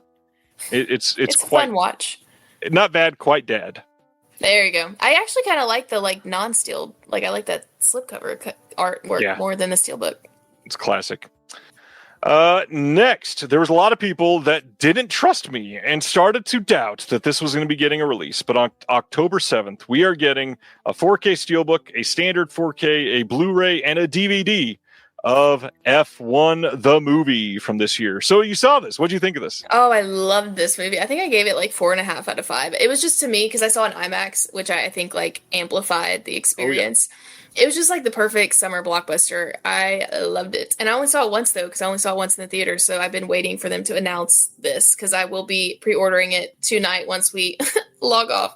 I loved it. Yeah, I thought it was it was so much fun. I love racing movies Ford v Ferrari is my all-time favorite one, and this kind of was a good one to add to the list. This is going to do very well for them. This is going to sell like gangbusters. This has a whole bunch of featurettes on here. Not a lot of things that I kind of expected. I feel like this would have been very good to have a commentary on this one because it's so... I don't know. It's so specific to the world of F1. You could have had like 5 different commentaries. You could have had an F1 expert talking about it. You could have had Brad Pitt talk about it. You could have the director talk. Like, there's so much that you could have done for this for commentaries. I agree. But I will be purchasing this literally today. Tyler says, "I love race movies like American History X." Wait, okay, that took me a second to get because until you read it out loud, then it like. Oh, that's so funny. I have not seen American History X. It's an intense movie. It's an intense movie. Yeah, you won't look at Curbs the same ever again. Oh my god, I actually rewatched it not too long ago, and I was like, oh, yeah. Here is the standard 4K of F1. You can check it out. This is, again, a pretty big deal. I know a lot of people did not expect this to get a big release, but here we are. Yeah. Yeah, I'm excited.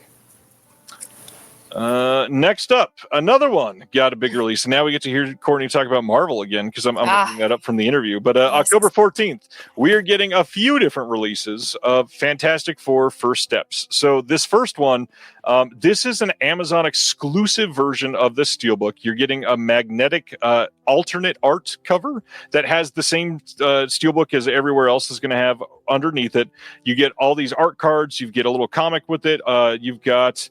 let's see, what is it? 5 collector cards, an issue of the Fantastic Four First Steps comic, and then that variant cover. They've got some deleted scenes, some featurettes in here, a gag reel, and a director's commentary. Then, of course, there's going to be a Walmart exclusive Blu-ray pop-up cover version, and then a standard Blu-ray, and then I'll show the standard 4K in just a moment. But there's also a standard Steelbook that is going to be available widely. There's a lot there. So many. I can't decide between the first one that you showed and then the pop-up book, because like a pop-up book is so fun, but I don't know, I can't decide because I did like the movie a lot, so I would definitely be getting it. But why are they releasing like 5 variants? Because it's Disney and they like money. They love money, and Marvel fans will buy literally all of them to get them all. That's so true. The first one was, I liked the artwork on it. Like I loved the like vintage, like retro. And then I also loved bless you, Jenny, my dog be sneezing over here. And then I also loved the pop-up one. But I also like that. Like this is a classic. Like I feel like you won't go wrong with whichever one you end up getting. Yeah. So I mentioned he might be here. Here's Sam's Myth. He's the one that did the art for the Criterion release of House and the Obayashi titles that I was talking about earlier. I already put them away, but I just got to show appreciation for it again. And now I said it somewhere else. Oh, it's right here. Here's School in the Crosshairs. Everybody go check out Sam's Instagram because his artwork is amazing. This is the exclusive one with his art on both sides. Hi, Sam. Talented. You're amazing. Hello, Sam. You're so talented. We'll talk about the standard 4K in just a moment because I didn't see it at first. But first, How the Grinch Stole Christmas from 2000, the Jim Carrey one, is being issued on 4K Steelbook again. And this one, they're upgrading a little bit. You got Dolby Vision and Dolby Atmos being added. And then they also did a 25 years later, The Gift of the Grinch featurette with Ron Howard and the producer Brian Grazer. Are you a How the Grinch Stole Christmas fan? I am. I probably will be getting this. Yes, I do love this version. It's probably my favorite. Well, minus like the 30-minute animated, like classic. But yeah, I will be getting this one. I love the artwork on that. I didn't even know that this was happening. So I'm just now, my wallet is just now realizing, hey, we got another one to add to the list. Yeah. Let's see. And Kim says they're making you spend all your money. Literally. They don't care. Not even a little bit. Here is that standard 4K release of Fantastic Four First Steps. Again, not a terrible cover. It's very Marvel. It's not terrible. Yeah, I like the cream color around the border. I like that a lot. I think that adds a little something to it. I like that definitely a lot more than the Blu-ray one. It's very retro futuristic like they went for in the film. For sure. I think they're doing the movie justice with those releases. I agree. Scaled it down a little bit with the amount that they put out, but that's okay because that is Disney for you. Classic. October 14th, we are getting some new Lionsgate Limited titles. First one is Jacob's Ladder from 1990. This is Adrian Lyne film starring Tim Robbins, who Tim Robbins, low-key, like one of my favorite actors of all time. I love pretty much Tim everything Robbins. he's done is amazing. Yes, I love him. Especially Tenacious D. Yes.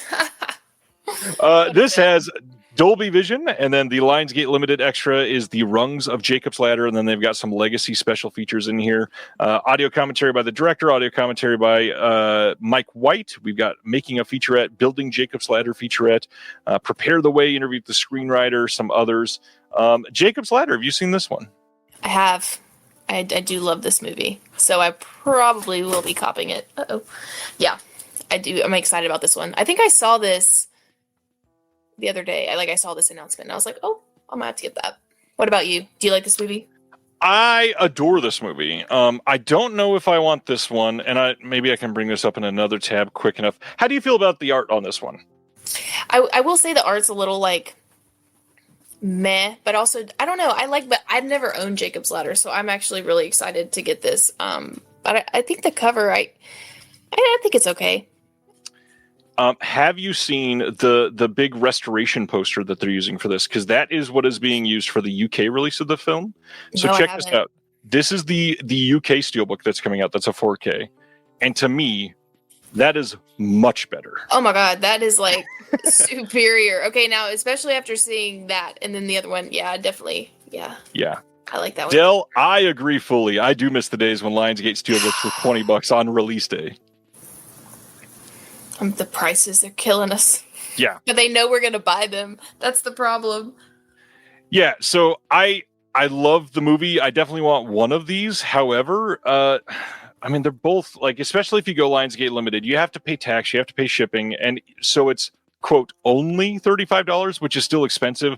But if you're only buying this, now it's $50 after tax and shipping, because I think shipping is $8 or $10 and then tax as well. So it's expensive. I do appreciate the UK one, but that's $40 from the retailer site. So I don't know. Yeah. Barry the Tick is saying, well, it is 4K. I don't know if you remember when the Lionsgate 4K steelbooks were coming out of Best Buy, they were literally coming out at $20, and even a year before they were coming out at $18.99, brand new. Yeah, don't remind me. Could you imagine that? And that was 2021. That wasn't that long ago. That really isn't. Yeah, what has happened? Well, now Best Buy doesn't even sell physical media, so online they do again. They do online again? Is that new? Just about 3 weeks ago, they started listing things again. Now, it's not, I don't think it's shipped and sold by Best Buy. They're doing one of the distributors are sending it directly if you order from their website. However, you can use Best Buy gift cards on it again. Okay. So I'll it's a have to plus. go take a look. Yeah. But I'm one of my favorite things was going to Best Buy at around Black Friday when they, have so many of their sales and just going and just browsing. I think the last time I did that was 2 years ago when they stopped, and it was one of the saddest days. I don't think I've stepped foot in Best Buy since they stopped selling physical. I have no reason to go. I have not. I think I did once to get a TV mount that I'd pre-ordered. I went and got it. I had to pick it up, but I've never shopped around there since they stopped. I don't see there being any reason why I would ever go into a Best Buy. Yeah. Next up from Lionsgate Limited is a 4K release of Knock Knock from 2015. Now, this is a remake of a film that was released by Grindhouse Releasing just a year or two ago. That is very good, and in fact, probably a little bit better than this one. However, I think this film is overhated. This is directed by Eli Roth, starring Keanu Reeves, starring Ana de Armas, and it's like a black comedy home invasion thriller, and I don't love it, but I think it's a lot better than people give it credit for. Yeah, I did not hate this. I remember when I think I saw this just scrolling through the streaming service with one of my friends, and we were like, oh, this sounds kind of interesting, and I love Ana de Armas and obviously love Keanu Reeves, so I was like, let's try it. And it really wasn't that bad. Obviously it's not a masterpiece, but I thought it was a good time. Probably not one I'd buy physical copy, but I do. You don't want to spend $30 on a paper cardboard digipack of this? I do love a good digipack. But yeah, I do think this was it was a good film to me. Like, it was enjoyable. So it wasn't one that I was like, oh, we'll never watch it again, but I probably won't buy it. Yeah, I don't hate this. I wouldn't mind owning this. I'm certainly not paying full price for Knock Knock on 4K in a digipack. I'm sorry. What do you mean? This has some genuine, decent looking extras. They've got new special features. The Art of Seduction, looking back on Knock Knock. We've got an establishing shot with Eli Roth doing a new piece. And then we've got a brand new theatrical trailer. And then some legacy features. We got audio commentary with the director and actor and producer co-writer and another actor producer. We've got The Art of Destruction, the making of Knock Knock, deleted scenes in a stills gallery. The art on this one isn't terrible. The picture quality for some reason is looking kind of rough on YouTube right now, it looks like. But it's not bad, I would say. It looks pretty decent. Yeah, it's not a bad release. And then a Blu-ray of a title that people have been begging for genuinely for quite some time. We got a Blu-ray release of Hider in the House from 1989. This is creep Gary Busey, really leveled up to at least 11, as Spinal Tap would say. This one also stars Michael McKean, as Spinal Tap would say. And included in this one, which is number 35 in the Vestron video series, we do have some brand new commentary or brand new special features, which is really odd because they labeled them as legacy special features, but these are new. I did confirm that. We got an audio commentary with the director Matthew Patrick and Michael Felsher. We've got a screenplay of Hider in the House. There is a music piece for Hider in the House, and then the production of Hider in the House featurette. Stills Gallery theatrical trailer. I have never seen this. However, I do feel finally like we are getting an actual Vestron with the capital V Vestron release for the first time in a while. Obviously, Ghoulies 3 kind of fits, but this one was released by Vestron back in the day, and it makes the most sense of what they've done. So I like to see this coming out. Yeah, no, that's awesome. I've not seen this movie either, but I only have a few Vestron titles, but they definitely always pique my interest when I see them because they're always very interesting movies. I do wish we went back again. Sorry, Lionsgate, not to lambast you over everything, but this is $25. And just a year and a half ago, brand new Vestrons were coming out for like $12, and you could pick them up in Walmart and pay tax, obviously, but no shipping. So this $25 release is now going to be, what, $37 to ship to you, when a brand new one from Walmart would have been like $14.30. Gosh, it's so depressing. Yeah. The good old days. Yeah, the good old days of 18 months ago. Sivner says, random question, where's Mill Creek? They are still only doing Ultraman releases, funny enough. Wow. CGTV says, or sorry, CGV TV. I always miss that V, sorry. Busey was sentenced to 2 years probation today for his bad behavior. Had not heard that. Good luck to Gary Busey. Random story that I forgot about. A friend of mine went to, I think it was Santa Monica with his parents in like 2009, I think it was. And he came back and he was showing me pictures from just hanging out on the beach. And we looked, and in the background of one of the pictures, there was like the beach wall that goes along everything. It's right next to the boardwalk, the little sidewalk everybody's walking on. It's not even like a big wall. It's like 3 feet, but it goes like 50 feet length at a time. And we're scrolling through these pictures, and just randomly sitting on the beach in the background of one of the photos, Gary Busey just hanging out on the wall, just chilling, looking disheveled, like he just woke up from a binge overnight. And there he is, just sitting on the wall. Random as hell. November 11th, we are getting a 4K release from Warner Brothers of Ted Lasso: The Richmond Way. Now, this is odd to me for very many reasons. One, they just released the Blu-ray for this like 2.5 months last ago? year. No, it was it was at the end of 2024, I think, because I bought it and I was so excited, and then I saw this and I was like, "Are you joking?" Yeah, and what do you mean? It's rough because it was a long time ago that this came out. Actually, the Blu-ray came out July 30th of last year. Man, my 2.5 months is 2.5 months plus a year. I knew it was sometime last year. I thought it was near the end of it. I think I got it around Thanksgiving or something. I don't know. So yeah, they just released the Blu-ray a little over a year ago. And to be fair, everybody that bought the Blu-ray probably made this possible. They probably would not have done a 4K if a lot of people had not bought the Blu-ray. But the other weird thing, they're literally filming season 4 right this moment. Yeah, why are we not waiting? Like that. Yeah, that would make the logical be like, okay, we're re-releasing in 4K, but let's wait until the new season. Yeah, because then people would I would buy that. Like, I'm not going to go and buy this because also, what are they going to do when they do have the new season? Are they just going to do a separate like 4K for that, or are they going to do a whole nother set? The Richmond way plus one. Yeah. I will not be buying this one. I'm good with my Blu-ray for this. And, this is another Ryan confession. I've still not even seen 5 minutes of Ted Lasso. The only thing I've seen is like reaction gifs from everybody. Oh, it's such a great feel-good show. Like, that's one, I'm honestly going to be rewatching it soon just to.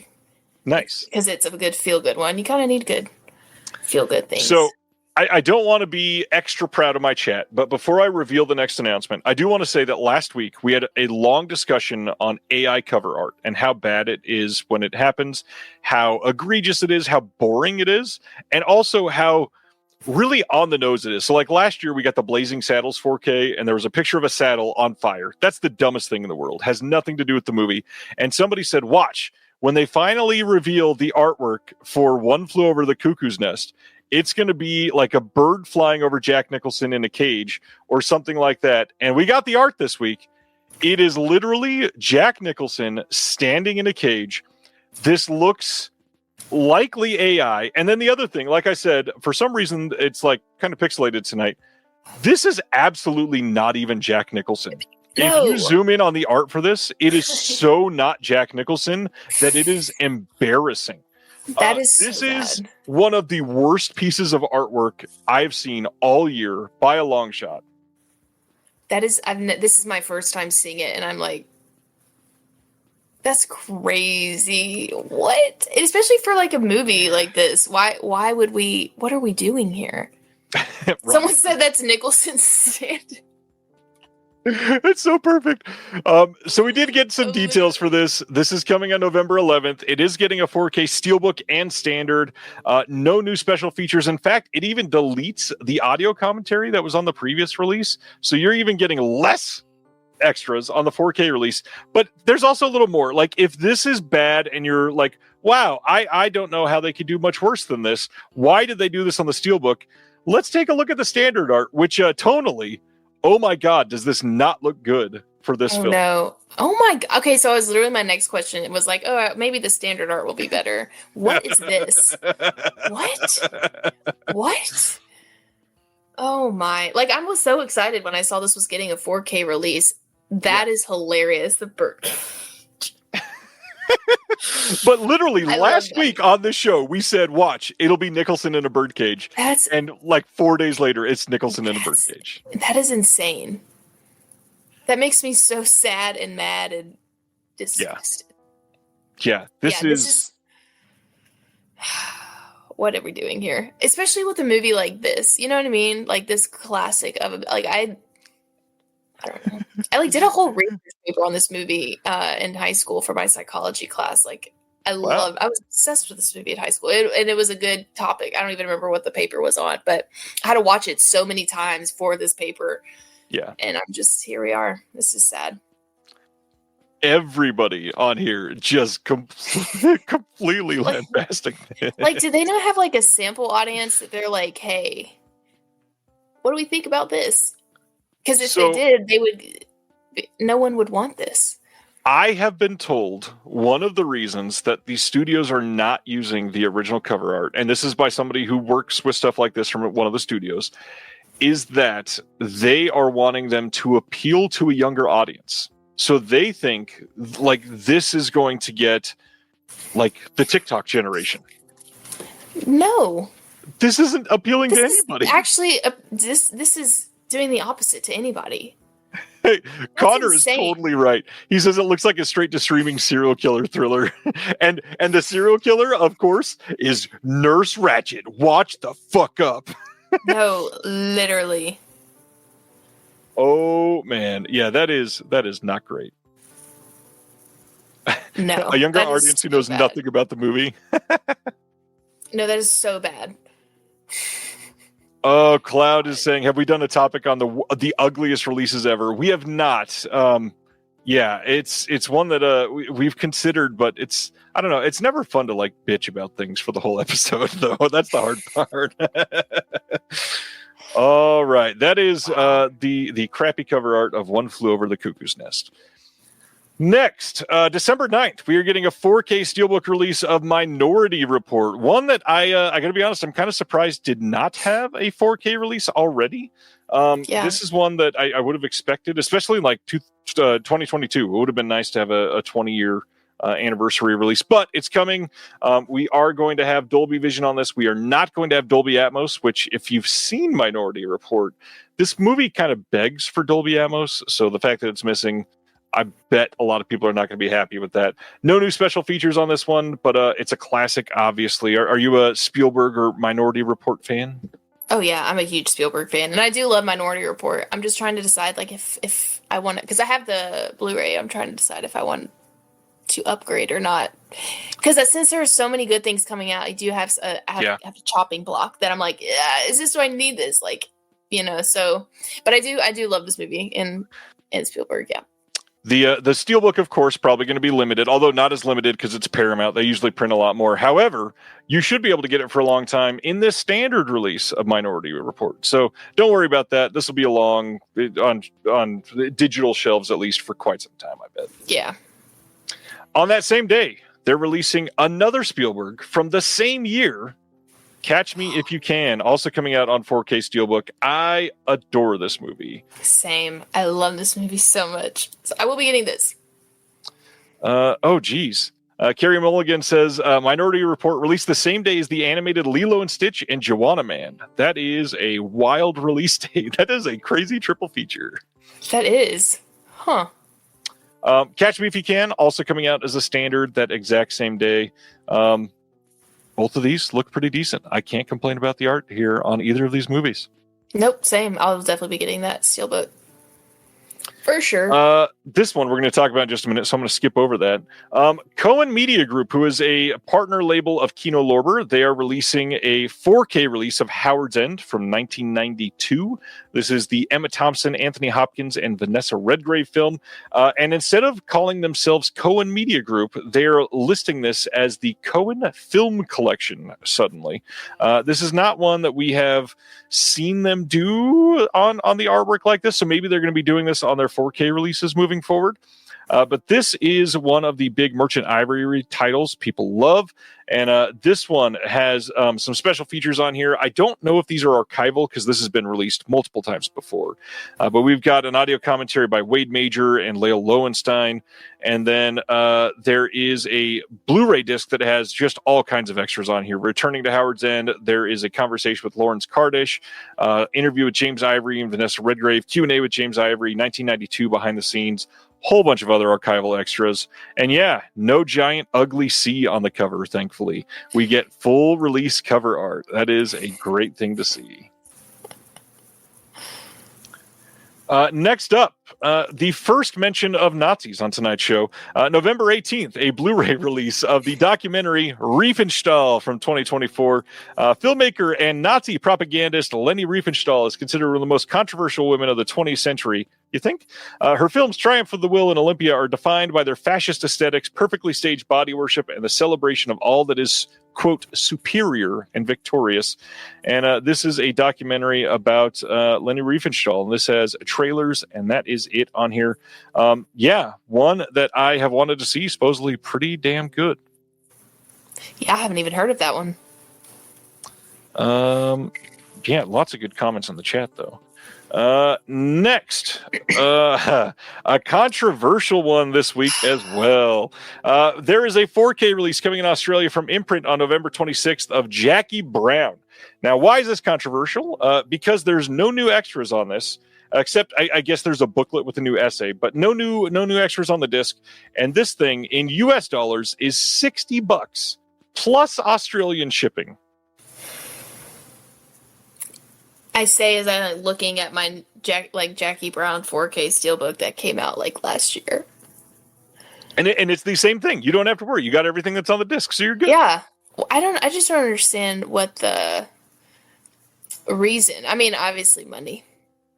But That's it. Can we not do movies that have not received these treatments? I guess people will buy this if they maybe the ones that didn't get the Lionsgate and standard 4K slip. Then and here's where it gets really hard because obviously this is for an Australian audience, and Australia had not had the 4K release before, so this is we can get it in Australia, but it's still cheaper. It's still cheaper to import from the US than to buy this in Australia. Interesting. I mean, it's Paul will be getting it. You can get the 4K release from Lionsgate from Amazon right now for $18. Right. Crazy. Anyways, love you, Imprint, but good God, those prices. Next, we got a 4K collector's edition coming in Australia from Umbrella of Memento from 2000. Courtney is very happy with that one. I love this movie. It's a great movie. Great movie. Yes, there is a big box on it, and that doesn't make it very special. Sibner saying, this coming from the person who defends the Halloween jack-o'-lantern. I didn't quite defend it. I mentioned why it might be worth the price and why I sold my stuff and I'm getting it. So, yeah. Next up, another controversial one. Okay, here's where a lot of people are about to spew some hatred because I think a lot of people hate the art on this. October. We are finally getting the long-rumored 4K box set of Ty West's X trilogy from A24. Now, this is a 3-disc set, just the 4K discs of all 3 films. We've got one of their tall art box releases, and I got to be honest, the inside art looks pretty good. I don't love the front cover necessarily, but this doesn't look terrible in my opinion. I like the way they're stylizing some of it to go together. It's got a 64-page booklet with new essay by John Derringer, unreleased concept art, costume sketches, behind the scenes photography, original poster and VHS artwork, and then there's also 90 minutes of making of featurettes and new commentaries for all 3 movies, which is cool. However, I think the big thing here, just like the Imprint set that we just talked about, I think this is vastly overpriced. This thing is $100 for these 3 films that have already had releases. Yes, they've not all had 4K releases here in the US, but they've all had releases. And $100 is a lot for 3 discs. Yeah. I was hoping you would say a 2-digit number. Because I do love this trilogy. And Tell you what, I'll sell it to you for $99. I already own all 3 of these, but I only have one of them in 4K. I only have Maxine in 4K. I have the other 2 Blu-ray. So I'm tempted, but I agree with a lot of people in the chat. This artwork is, I do like what you said. I love the inside artwork, but this cover, I don't know. It's like the Mia Goth trilogy. No, literally, I'm conflicted because the art is not good, but I only have one of the 4Ks.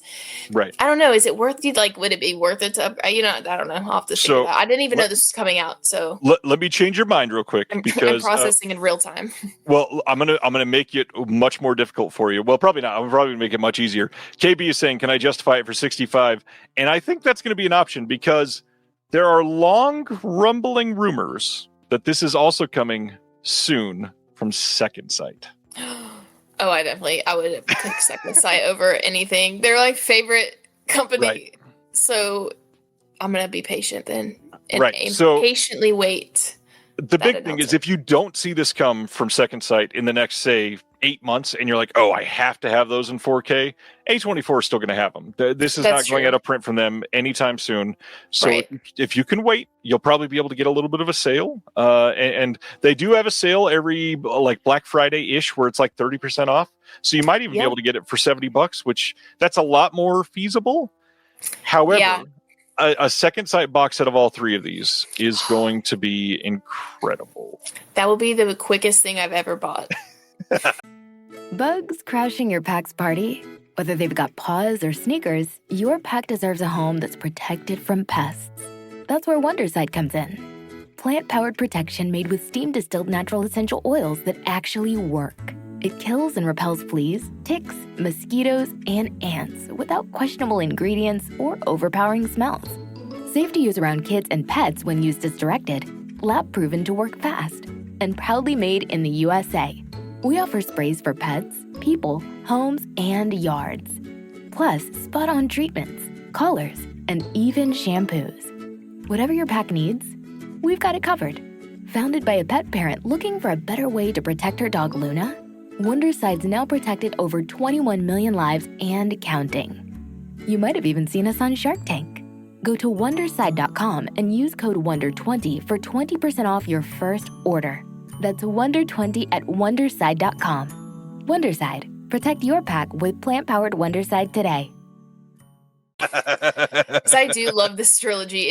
I remember seeing X for the first time though and being like, what the heck did I just watch? Like that was crazy. And then it just kind of, it grows on you.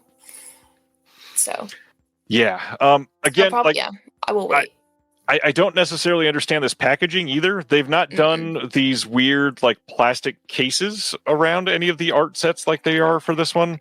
I don't know that that's super necessary, but I don't know. Again, the inside looks decent, but it's expensive.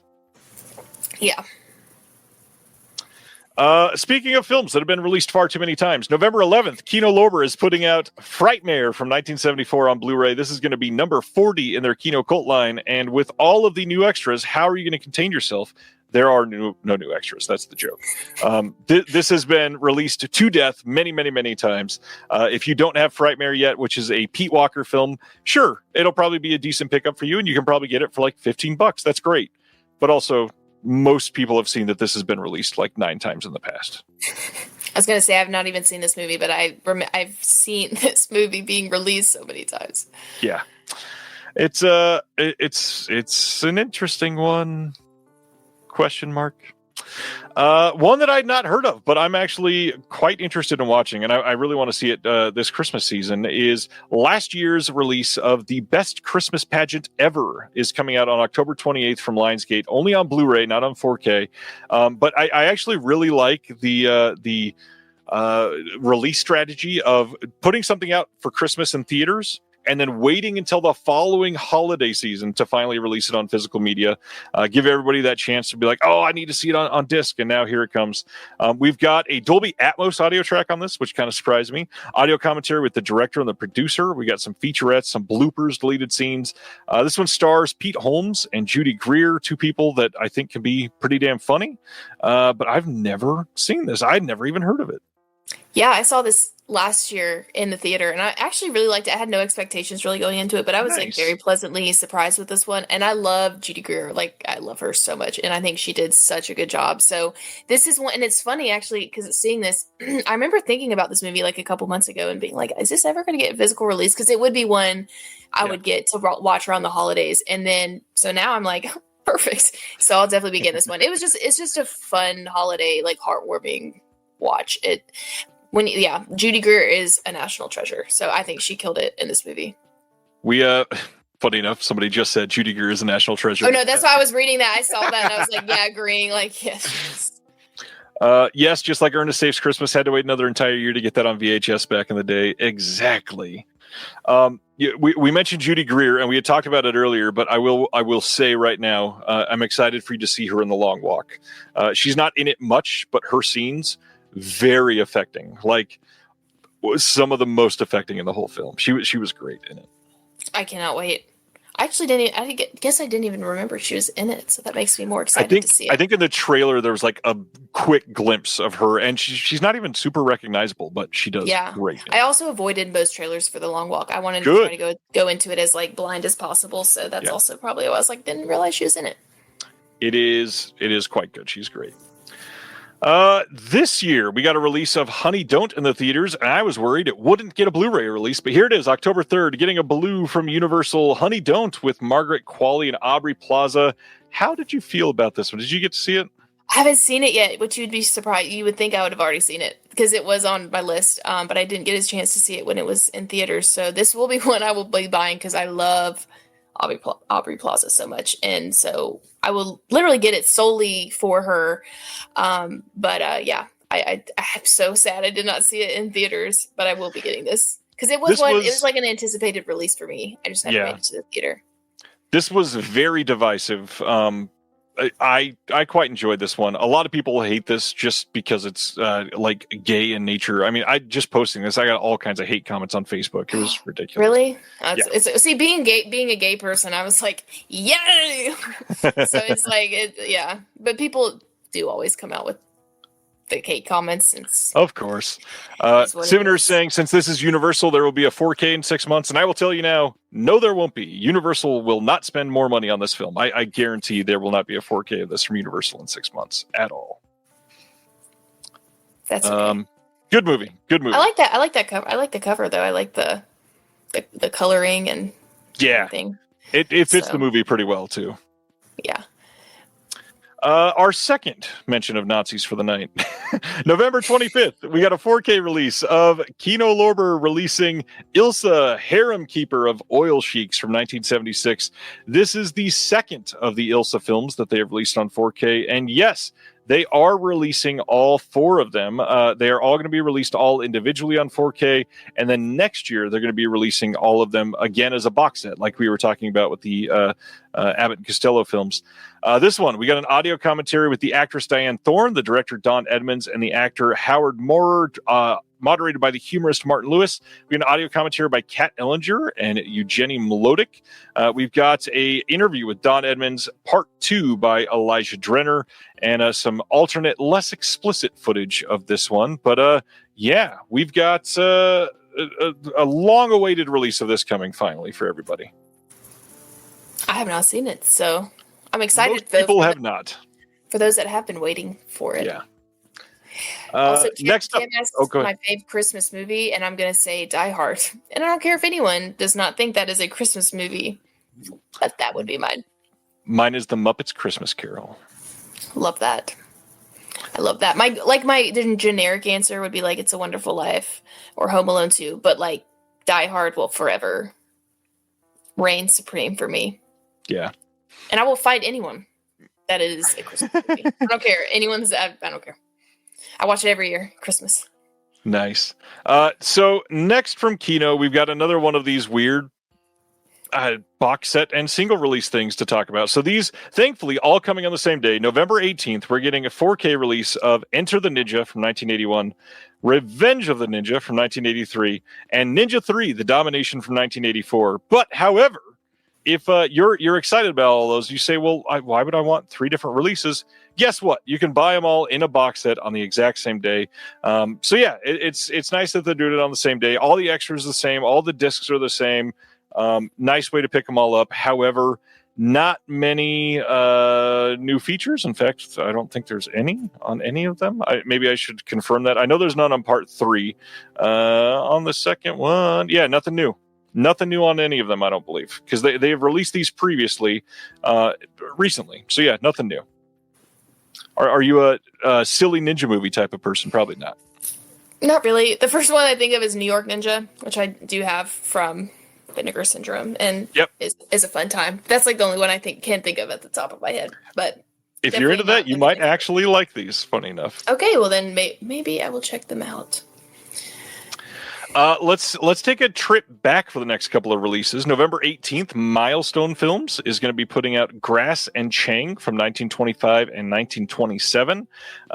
This says in 1924, filmmakers Marion C. Cooper and Ernest B. Schudsack linked up with a journalist and part-time spy, Marguerite Harrison, to film adventure, danger, and unparalleled drama in the treacherous migration of the Bakhtiari tribe of Persia.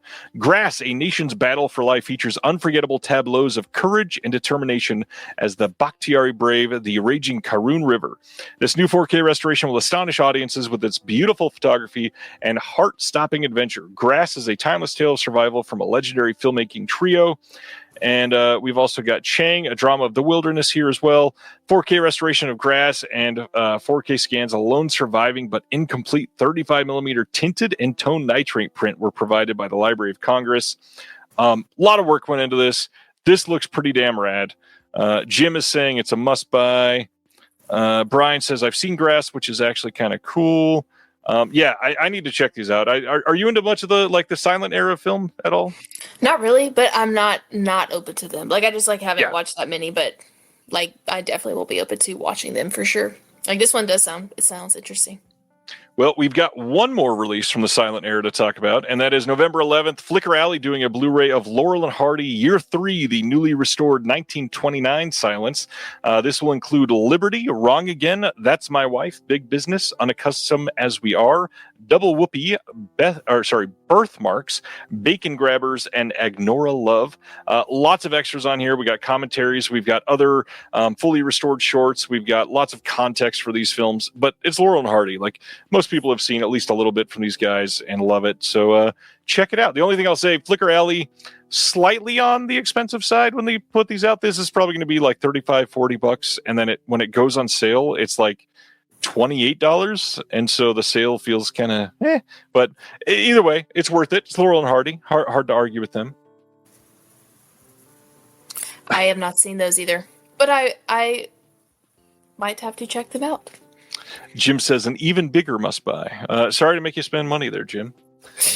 One that I have a feeling Courtney would probably be into is this release, which is The Man with the Black Umbrella. This is a brand new 2025 film, and you can order this now from thefearfootage.com. And the synopsis for this is, on January 8th, 2015, a man with a black umbrella broke into 818 Hilltop Drive at 3:38 a.m., committing a double murder. The investigation that ensued proved that some murders shouldn't be solved. This was limited to, I think it was 300. And when I posted this morning, it was already down to 60. And I'm checking now to see if there are any more of this, because I want this to be as accurate as possible. I apologize. But for those that have never heard of it, this is put out by the people that did the Fear Footage 1, 2, and 3. And those are... Oh, wow. If you're into the indie horror, I'm sorry to everybody. There are 5 left of this. I don't want to make it seem like I'm trying to induce FOMO, but if you're into this, I have a feeling this will sell out in the next 2 hours. So you might want to go grab it. Yeah. Oh my gosh. The Fear Footage is brand new found footage releases, and they always release these in really unique ways. One of these came in an evidence bag when they released it. One of them came in a manila envelope that was literally hand burned on the edge of it and had crime scene photos and stuff from inside. Sibner wants to know how much. It is $30 plus shipping on their site. It ends up being $36, something like that. It's very indie horror, but it's actually well made and pretty decently acted. I've not seen this one, but I've seen the previous 3 Fear Footage films. I followed these guys for a long time. I was so stoked to hear they were doing this. Indie horror. Do you follow much of the indie horror scene? I do, but I had not even heard of this one. And now that you say that, I'm very intrigued. I can't believe there's only 5 left. Literally 5 left at the time of looking right now. And I think it was limited to 300. Did I write that in here? I can't remember. And of course it doesn't say on the site. I read it on their Facebook post earlier. All right. We've got very few announcements left to cover. In fact, there's only one, and it's not even one that I normally would have posted. However, it's one that you'll recognize because I'm involved in it. January 21st, there's a 4K Steelbook and a 4K Media Book coming over in Germany of the Toxic Avenger from 2023. This is the brand new film that was just in theaters, and they got our extra of Toxic Shock with Tiffany Shepis is on this release. So we're going to be on this German release. Stoked that we get to be a part of this one. That's awesome. I love this movie. Did you see the new one? I haven't yet. No, I have not. It's on my list though. It's a weird one. I love this silly little movie. But no, that's so exciting being on the extras. Congratulations. Yeah, thanks. It's so cool. All right. Now we cover what is coming out next week in case people forgot. And this is like the first of the huge weeks of the rest of the year. And that pretty much every week is going to be pretty massive. So next week, we got the Night of the Living Dead remake from 1990 coming out on 4K Steelbook with the original, like their original vision finally put in place, which is really cool. The Sound of Music coming out on 4K. Criterion releasing Flow from last year on 4K. Superman 4K, like I talked about earlier, 28 years later on 4K. That, of course, has the Steelbook and the Standard and Blu-ray and all that stuff. You mentioned Corpse Bride getting its 4K Steelbook next week. Airplane 2 on 4K from Kino. Peking Opera Blues on 4K from Shout Factory. The Cat, which is already sold out. That is technically releasing next week. We got The Last of Us, the complete season 2 on 4K. Megan 2.0. Did you see Megan? What do you think of that one?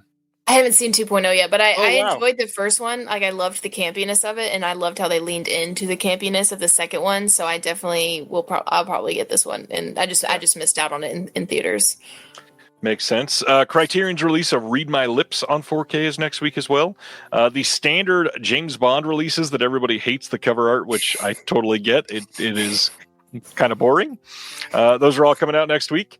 We got The Beat That My Heart Skips from Criterion next week as well. Chucky, the complete series, which supposedly is done. However, Don Mancini says he's working on something to continue it eventually.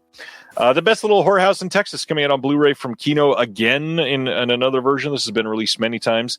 Aztec Batman Clash of Empires coming on 4K from DC. The big thing, Sledgehammer, Arbor Day, and Invader are all shipping from TerraVision now, especially if you're a subscriber. Those have started shipping for sure. Ghost Killer is coming out next week, one that I've heard is pretty great. That's getting a 4K. Misericordia from Janus Contemporaries or Criterion Premieres, whatever the new line is called. That one is coming out next week. Watch the Skies, the film that used AI to match the actors' lips to their own voice somehow. I still don't fully understand it. Getting its release next week. Beetlejuice 4K coming out in another 4K Steelbook already. The Home coming on Blu-ray from Lionsgate. 40 Acres. I'll recommend that one. Saw that in theaters this year, but that was a pretty decent movie. Cohen putting out Unicorns next week, and that is the bulk of it, unless you really wanted to order Law and Order SVU Season 26. They need to release a full series of Law and Order SVU. That's me and my mom's like show. We watch it every time I go visit her at home, like in my hometown. I'm obsessed with that show. So we're gonna need a big set. Yeah, we had talked about that last week. I really wish they would, but sadly, I highly doubt that they're going to be able to put in that much money because, oh my God, the size of that set would be unbearable. I know, but I would pay. I would pay though. See, I even if they like had to break it up, I would love like give us sections of 5 seasons and do Law and Order SVU Volume 1, and it's seasons 1 through 5, and then that's what I'm saying. Going. That's what I'm saying. All right, we are now into the discussion portion. Almost exactly 2 hours into this is perfect timing. We are going to cover our favorite sequels that are horror remakes from the 2000s.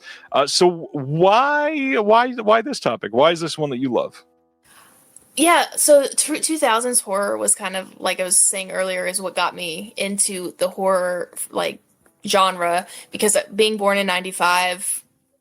I mean, I was like in like 6 to 13 through all of the 2000s, and so it whenever me and my friends would go to Blockbuster and rent something, it was like usually like the newest, like, oh, the Friday the 13th remake, it was like 2006. I was like 11.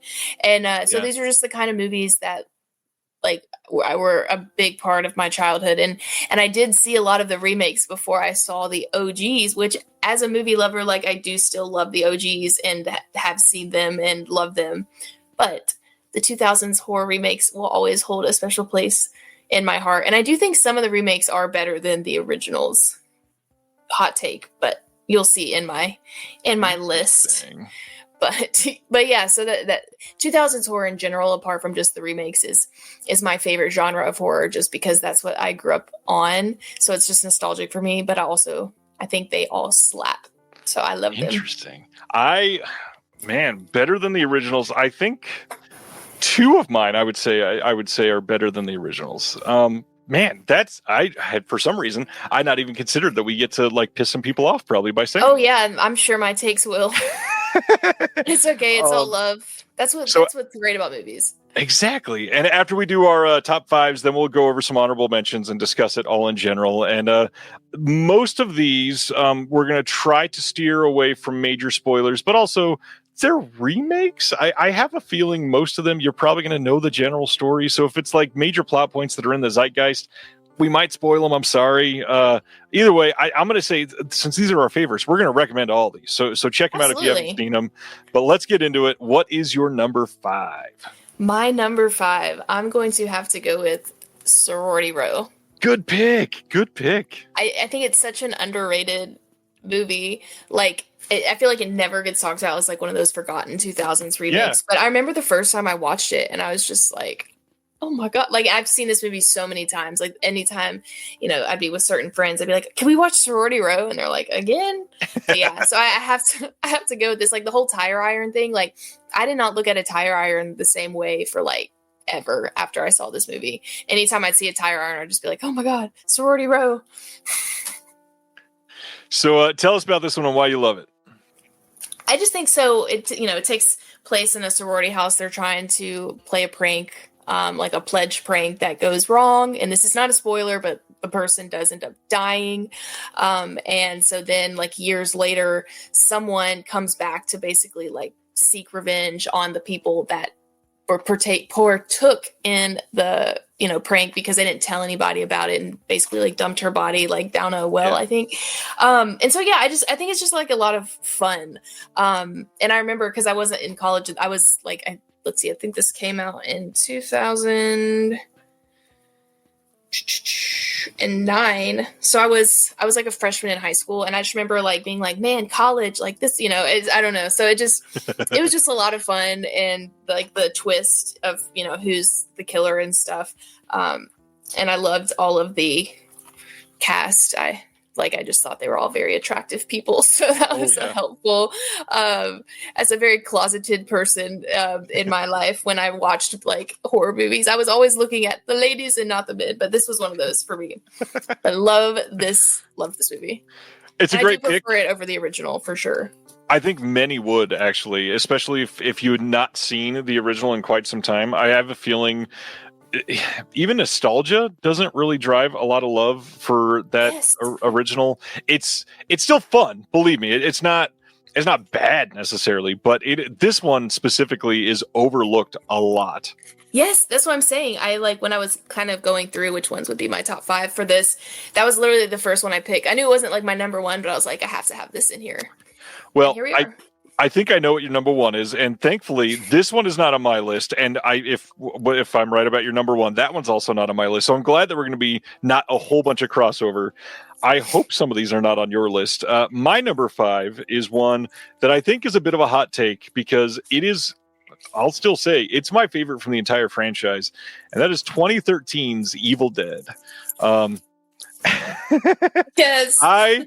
I love this franchise. I've been to Evil Dead the musical multiple times. I have seen all of the movies many, many times. Love the first one. Love Evil Dead 2. Love Army of Darkness.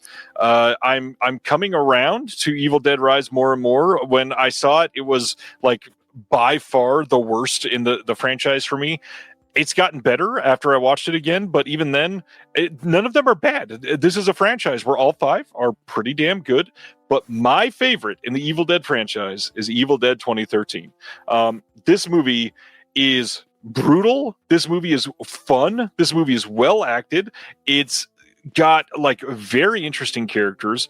I think it is, and Sib, yes, we're just talking everything post 2000. It's not just from 2000 to 2009.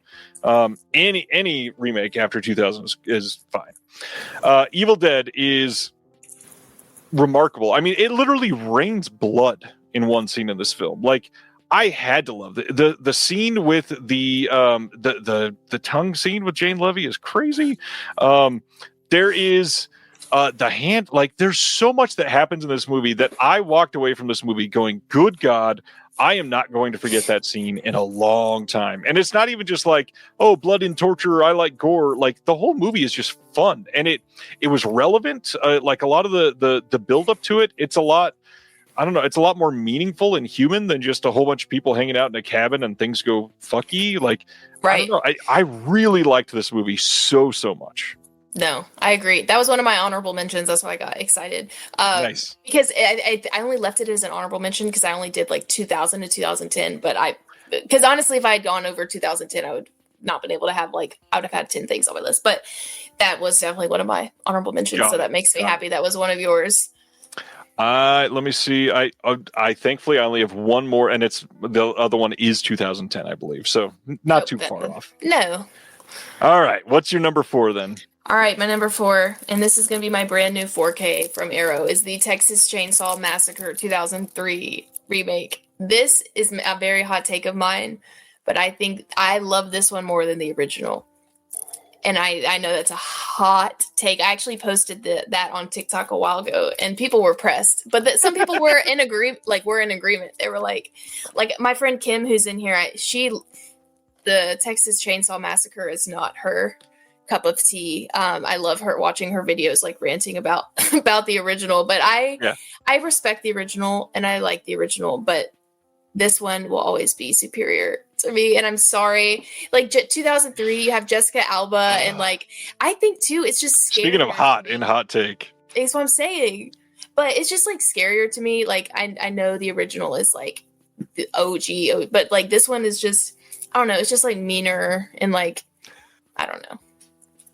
I like this comment. Zombie says it is definitely peak Arlie Ermy. I mean, he's great in it, but that's pretty funny.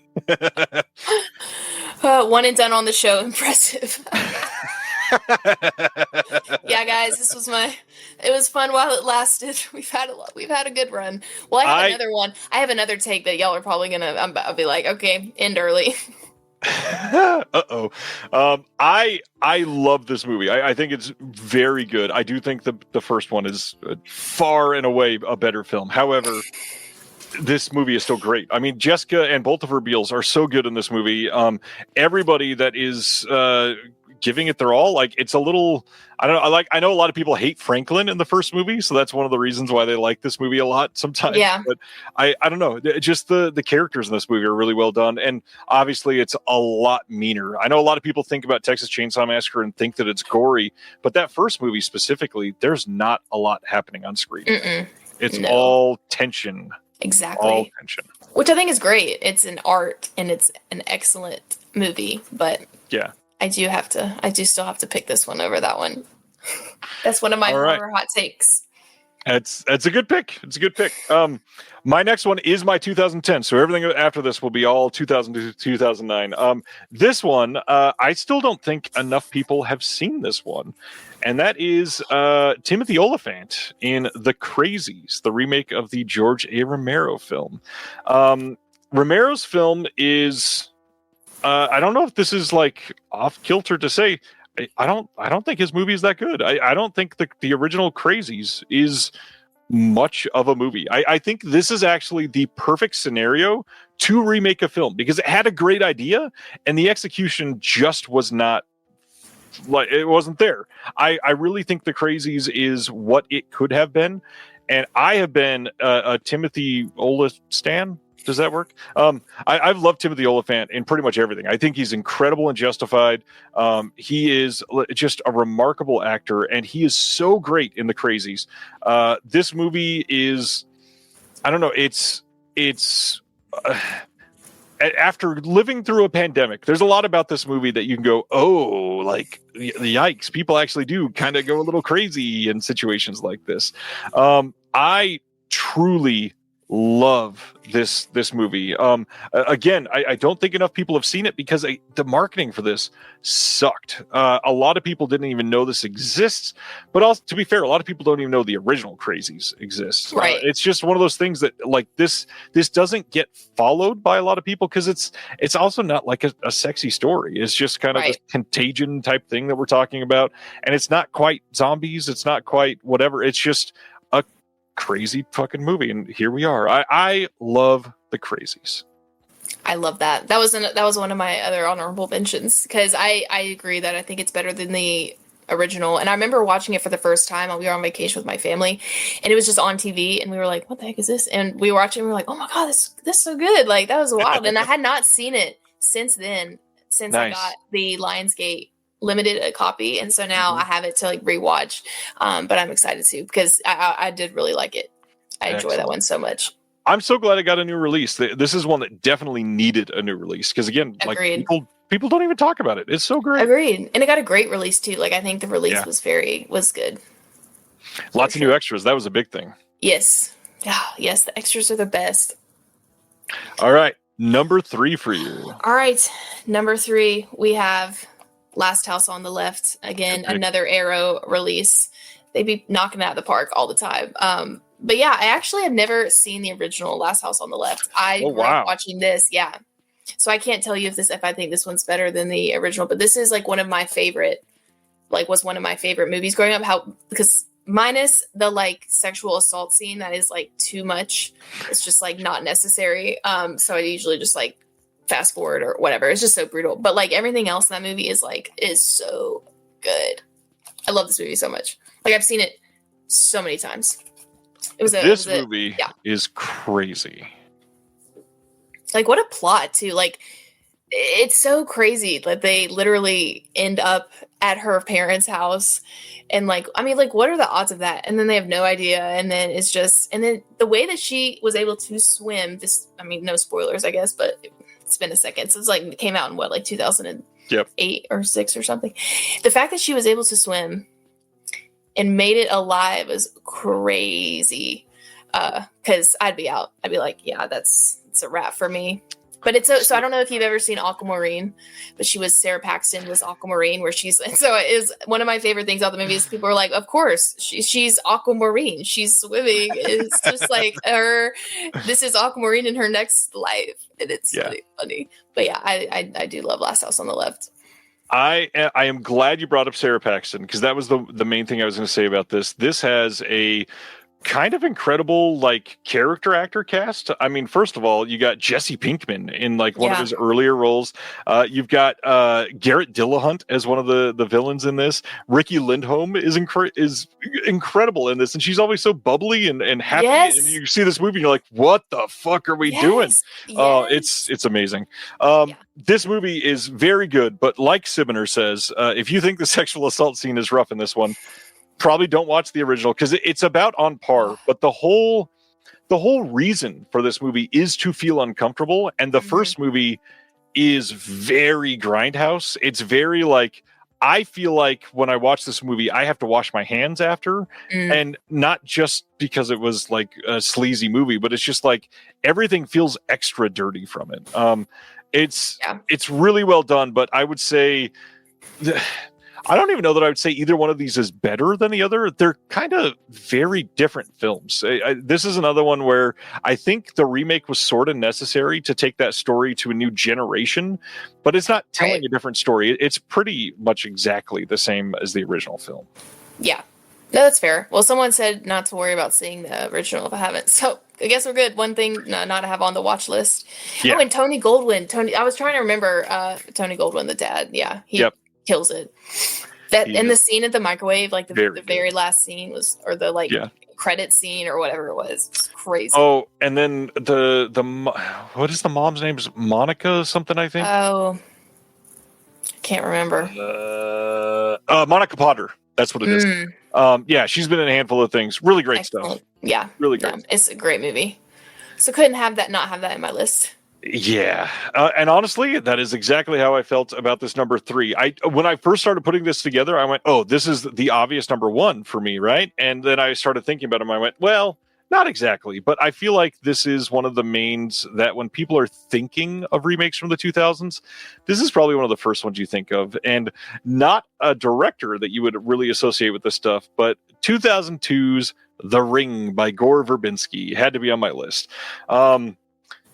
This movie is so good, tonally very different than the original Ring. Obviously, you have the same conceit in both. However, I don't know. There's something about the setting in the Pacific Northwest that makes this movie so singular.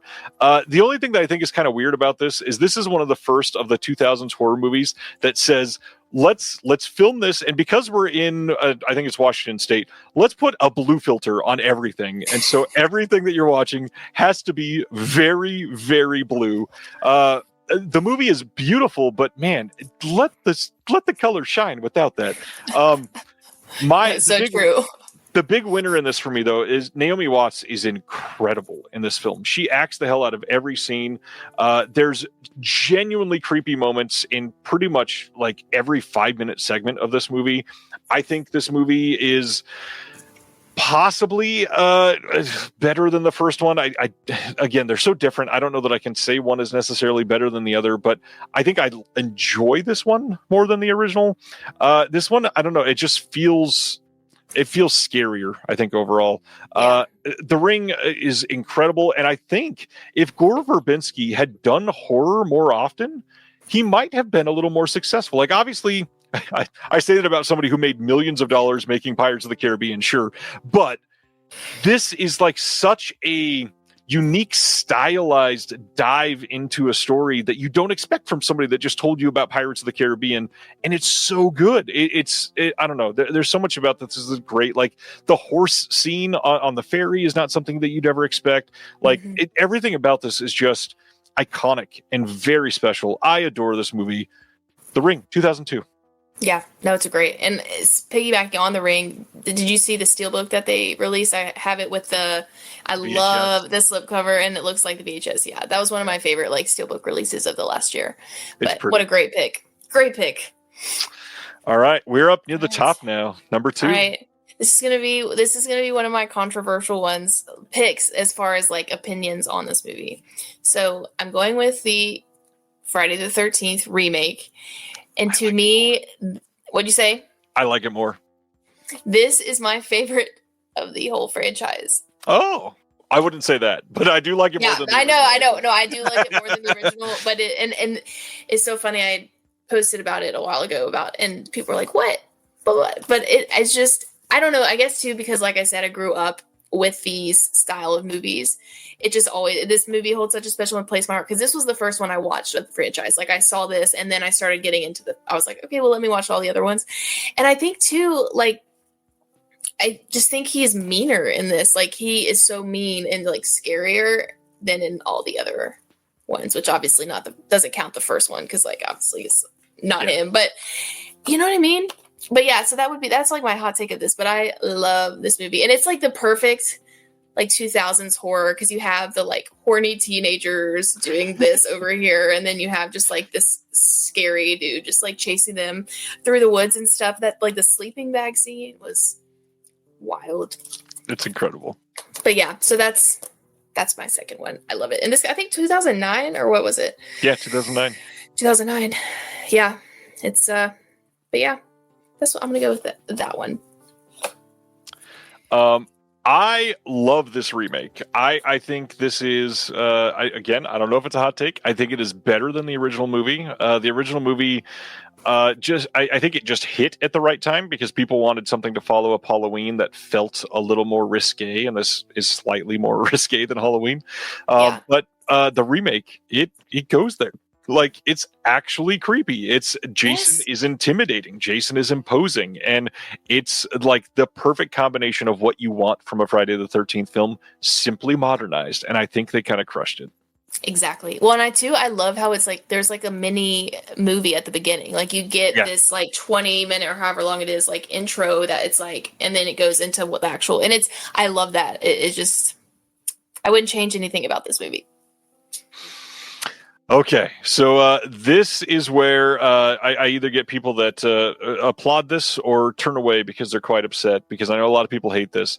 But my goodness, we need to talk about 2006 all over again, because Black Christmas is freaking amazing. The cast in this movie, first of all, Michelle Trachtenberg, Lacey Chabert, Chabert or something. whatever it is. Yeah, I know there's 9 ways to say it, but really, the star of this movie, Mary Elizabeth Winstead, who is underrated as an actress, who needs to be hailed from everywhere as being incredible. This movie is so good. Is it better than the original? No, of course not. The original is a fucking masterpiece. However, this movie is so good, and it's so good because it's so very different. Like, the way that we get this weird, like, it's not even a backstory. I mean, I guess it's partially a backstory, but like these other scenes with Bob, and you get so much for just the creep. It's less creepy and more like, this dude's just a freaking weirdo. And then you get the chemistry of these female people that are going up against him in this weird combination. Like, this is such an interesting remake because it takes the original, stylizes it for Christmas still, and says, you know what, we're doing our own damn thing. I don't care that it's different, and it's gonna be freaking great. I love Black Christmas. We absolutely need a US Blu-ray release or 4K. I would love a 4K because the colors in this movie are astonishing. I'm just glad that I've got the German Blu-ray. Love this movie. Have you seen Black Christmas? I have. And it's funny. So it's funny you say this because I just like realized like I don't own that version because I obviously love the OG. Yeah. But no, I've never bought that one. So now this is reminding me like I would like to buy that before this holiday season. So then I'll be ready. And so I can rewatch it because I haven't seen it since it came out. I remember seeing it in the theater and then I hadn't seen it since, but I remember really liking it, which obviously, yeah, the first one is goated. And I think is credited to like the first like genuine slasher movie. Yes. Technically, I think a lot of people would argue with that. However, that's the most common one that we all say it is. Yes. Right. It's in the conversation, but no, I do want to get that one now that I just was thinking about it. I'm like, oh, I don't own that one. I just have the first one, like the original. So I'll have to, you're going to make me buy this. Can't wait. Well, let's hear your conversation on Paris Hilton, please. Oh, yes. Is this because of my first? It's your number one. Yeah. So if anyone here that follows me on TikTok already knows what my number one is going to be. But if you don't, my favorite of all time remake is House of Wax, which technically I think it's more of a remake of Tourist Trap than like the OG House of Wax. I actually did a paper on this in college. I did a lot of papers around movies. Like that's what got me through my college papers. But like I did a whole paper on how this really was like not an equivalent of a remake to the OG, but it was more of like Tourist Trap and then like kind of the difference, all these things. So anyways, House of Wax, Paris Hilton, I mean, like Paris Hilton, like I feel like you either like love her or you hate her, but I feel like her being in this movie is just so iconic because like, yep. Why is she there? And it's incredible because she's also so proud of her role in this movie. Like she's talked about it in countless interviews, how like that was one of her like favorite, proudest moments. And like how her kill is so like legendary because everyone like they literally marketed the movie to like see Paris die, like watch Paris die, which is crazy for a marketing kit. Like that blows my mind still this day. Like, can you imagine that happening now? Like, definitely not. But the fact that she like really leaned into that and then like it just loves how that scene. Yeah. But this movie, I've seen this movie just like countless times. I actually did a live stream on TikTok like last month. We did a all-nighter. It was my first and only all-nighter I've done. And like everyone had this movie on. So like, because before it, I like told everyone, I'm like, listen guys, we're doing an all-nighter. we're gonna watch House of Wax. So if you I love haven't, that. we're gonna start it at the same time. Like Kim, I don't know if she's still in here, but she was on there, and like some of them had never seen it before. So they watched me watch it, and then I'm giving my commentary. But like I was obsessed with this movie, like growing up. This was like my go-to sleep. Like my friends, we were obsessed with this movie, and it still holds up for me to this day. Not only does it hold up, I think it plays better in 2025 than it did when it came out. This movie is so good. The big thing here, this, oddly enough, is a movie that makes me nostalgic for that era of films for so many different reasons, because the set design in this movie is legendary. Like everything in this movie in 2025 would be green screen to death. And instead, they were like, fuck it, we're building everything. And it is incredible. No, it's right. Oh, like there's so many shots in this movie that are just amazing. Yeah, and I think, and like the cast is great, and it just, it never gets old. I literally could watch it. I mean, I can't tell you how many times I've watched it, but like, and it's so funny, like Chad Michael Murray, like, just it's literally the epitome of like peak 2000s horror, but just in general, it's I love it. I love it so much. I could talk about it all day.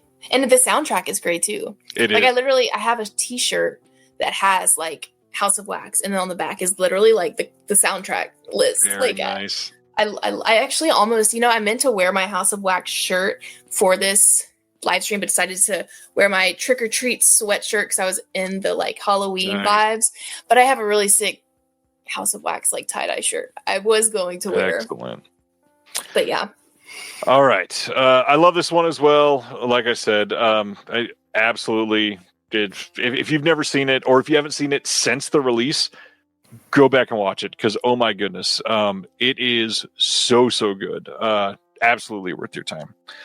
Okay, my number one.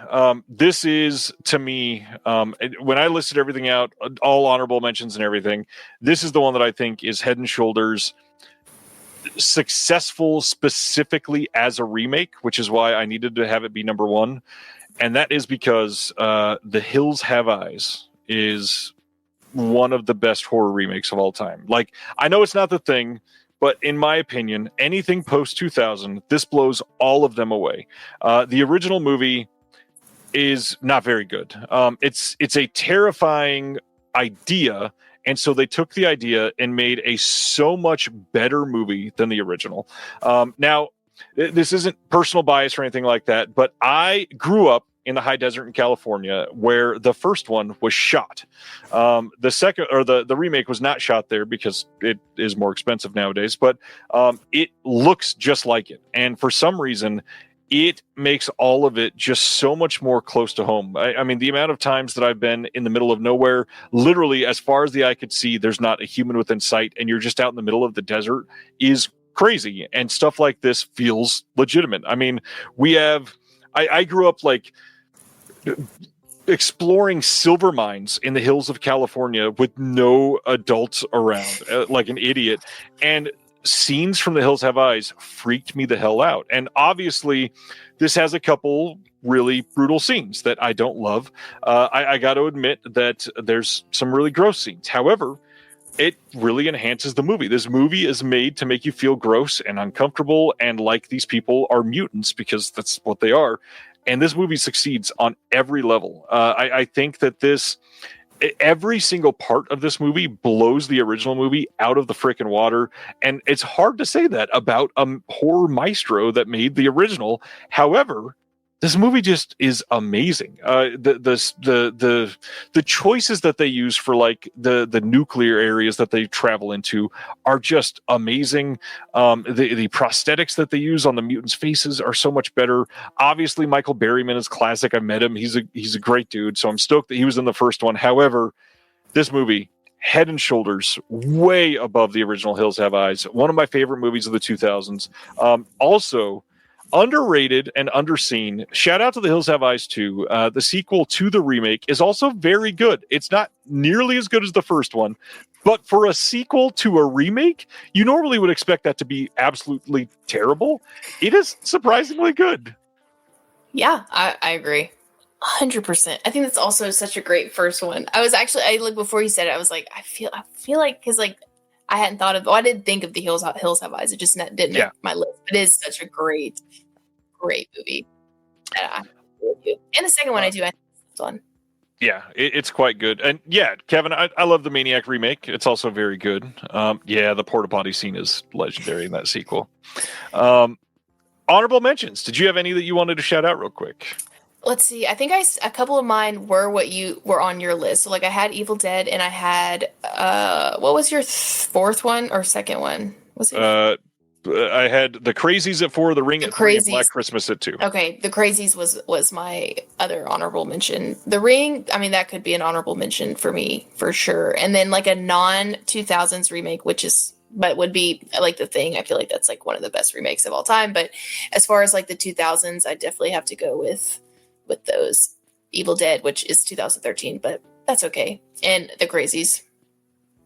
Other ones that we haven't mentioned tonight, I had literally 3 of yours on my list. So funny enough, the other ones, I still love 13 Ghosts. I think. Oh yeah, that's a great one. The set there is beautiful. It's after 2010, so you weren't going to bring this one up, but I think Let Me In is a genuinely incredible remake. It's not as good as Let the Right One In. Nothing ever will be. However, for an American remake of a very tough movie to try to emulate, they did quite good about it. I had It Chapter 1 on here because incredible. Oh, if this was, if I was including 2010s, like that would be probably second to House of, like I'm obsessed with that movie. I love it.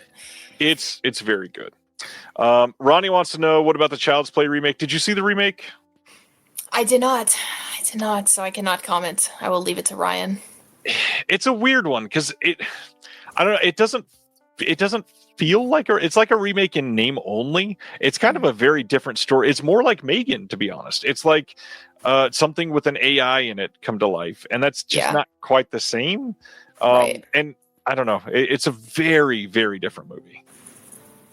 That makes sense. What about Funny Games? Funny Games. I can't. The movie is so dark.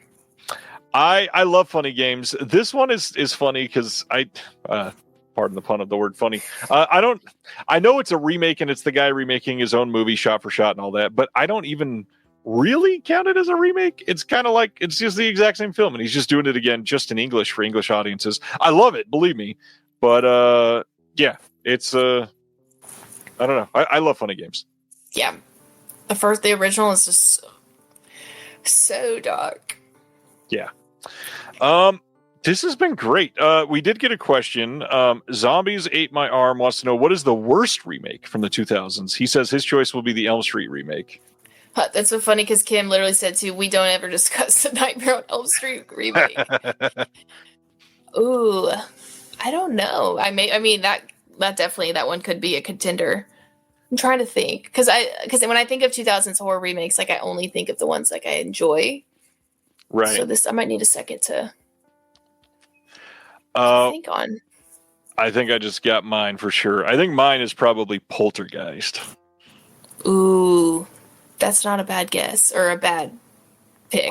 I may like that worse than the Nightmare on Elm Street remake. Really? Let's see. Oh, and Carrie Mulligan says Martyrs. I've actually never seen the Martyrs remake. I haven't seen the Martyrs remake either. Probably the worst remake I've ever seen. Adore the first one, but never seen the remake myself. The Fog. That's a good call too. The Fog remake is bad. Oh yeah.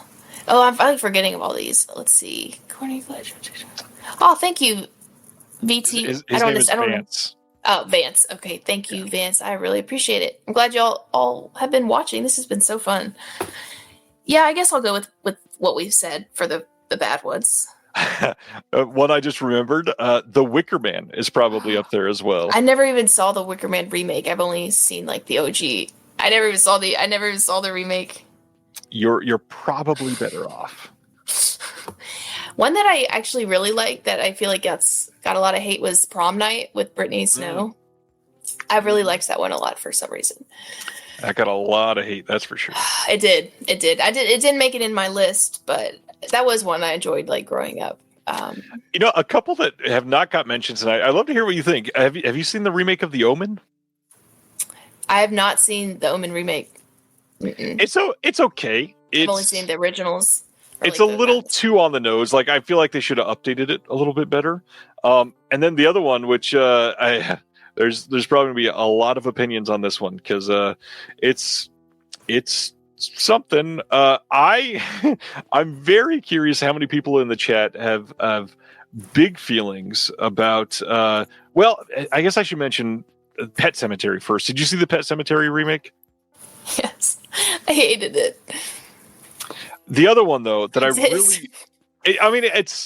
it's not great, but I don't love the original that much either myself. That's true. I'm not like the biggest fan of the original either, but yeah, I did not like the remake. There is one that I feel like is the definition of mid in this genre, I guess, of 2000 horror remakes.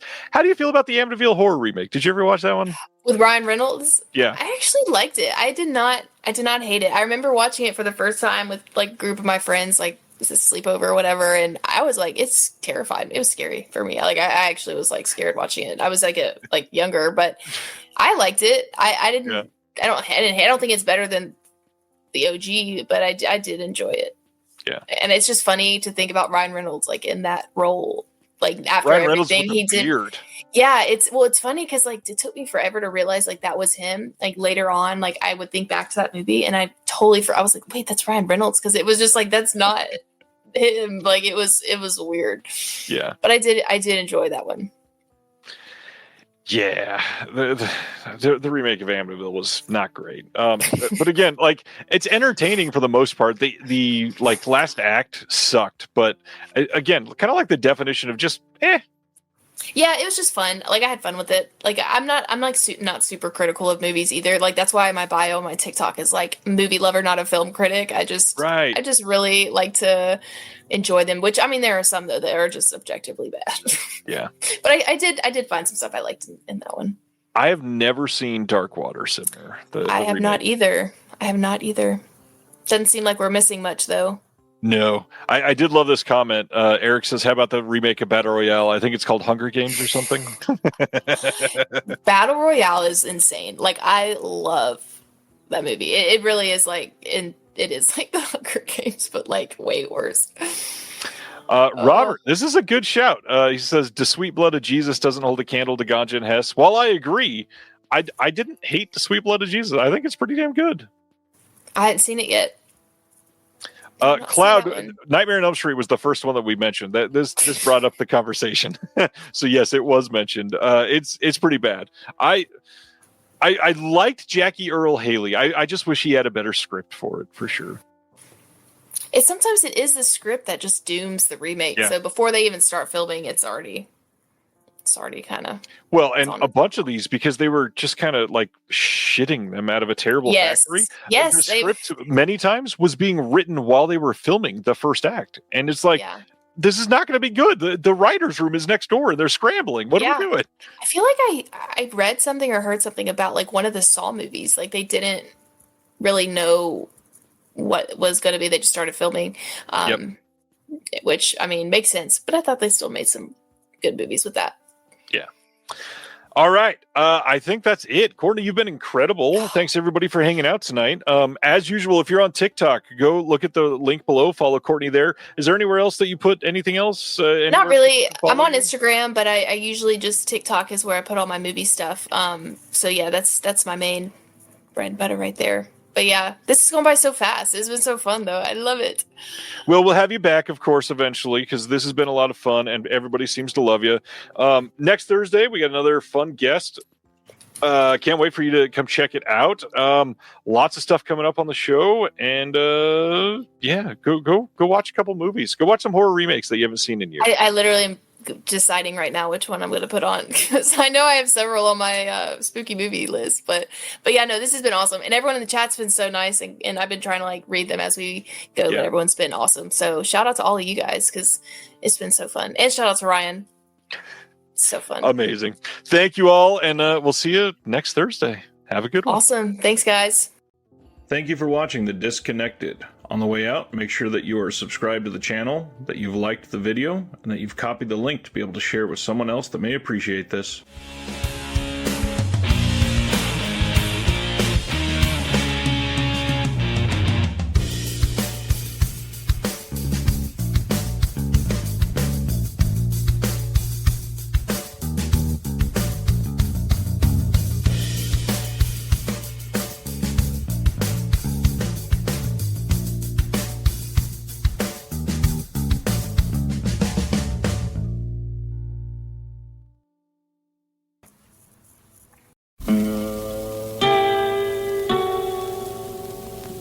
Hello, filthy movie lovers. My name is Gentry Austin. And I'm Casey Scott. And we're the hosts of the Sin Syndicate, film podcast for something weirdos, anti-criterion bros, and Joseph Sarno aficionados. Join us semi-weekly as we peer into the adults-only theaters and sticky-floored cinemas of the golden age of sexploitation, when the morals were loose, the laws were murky, and the intercourse was all simulated. Find us now on the Someone's Favorite Productions podcast network.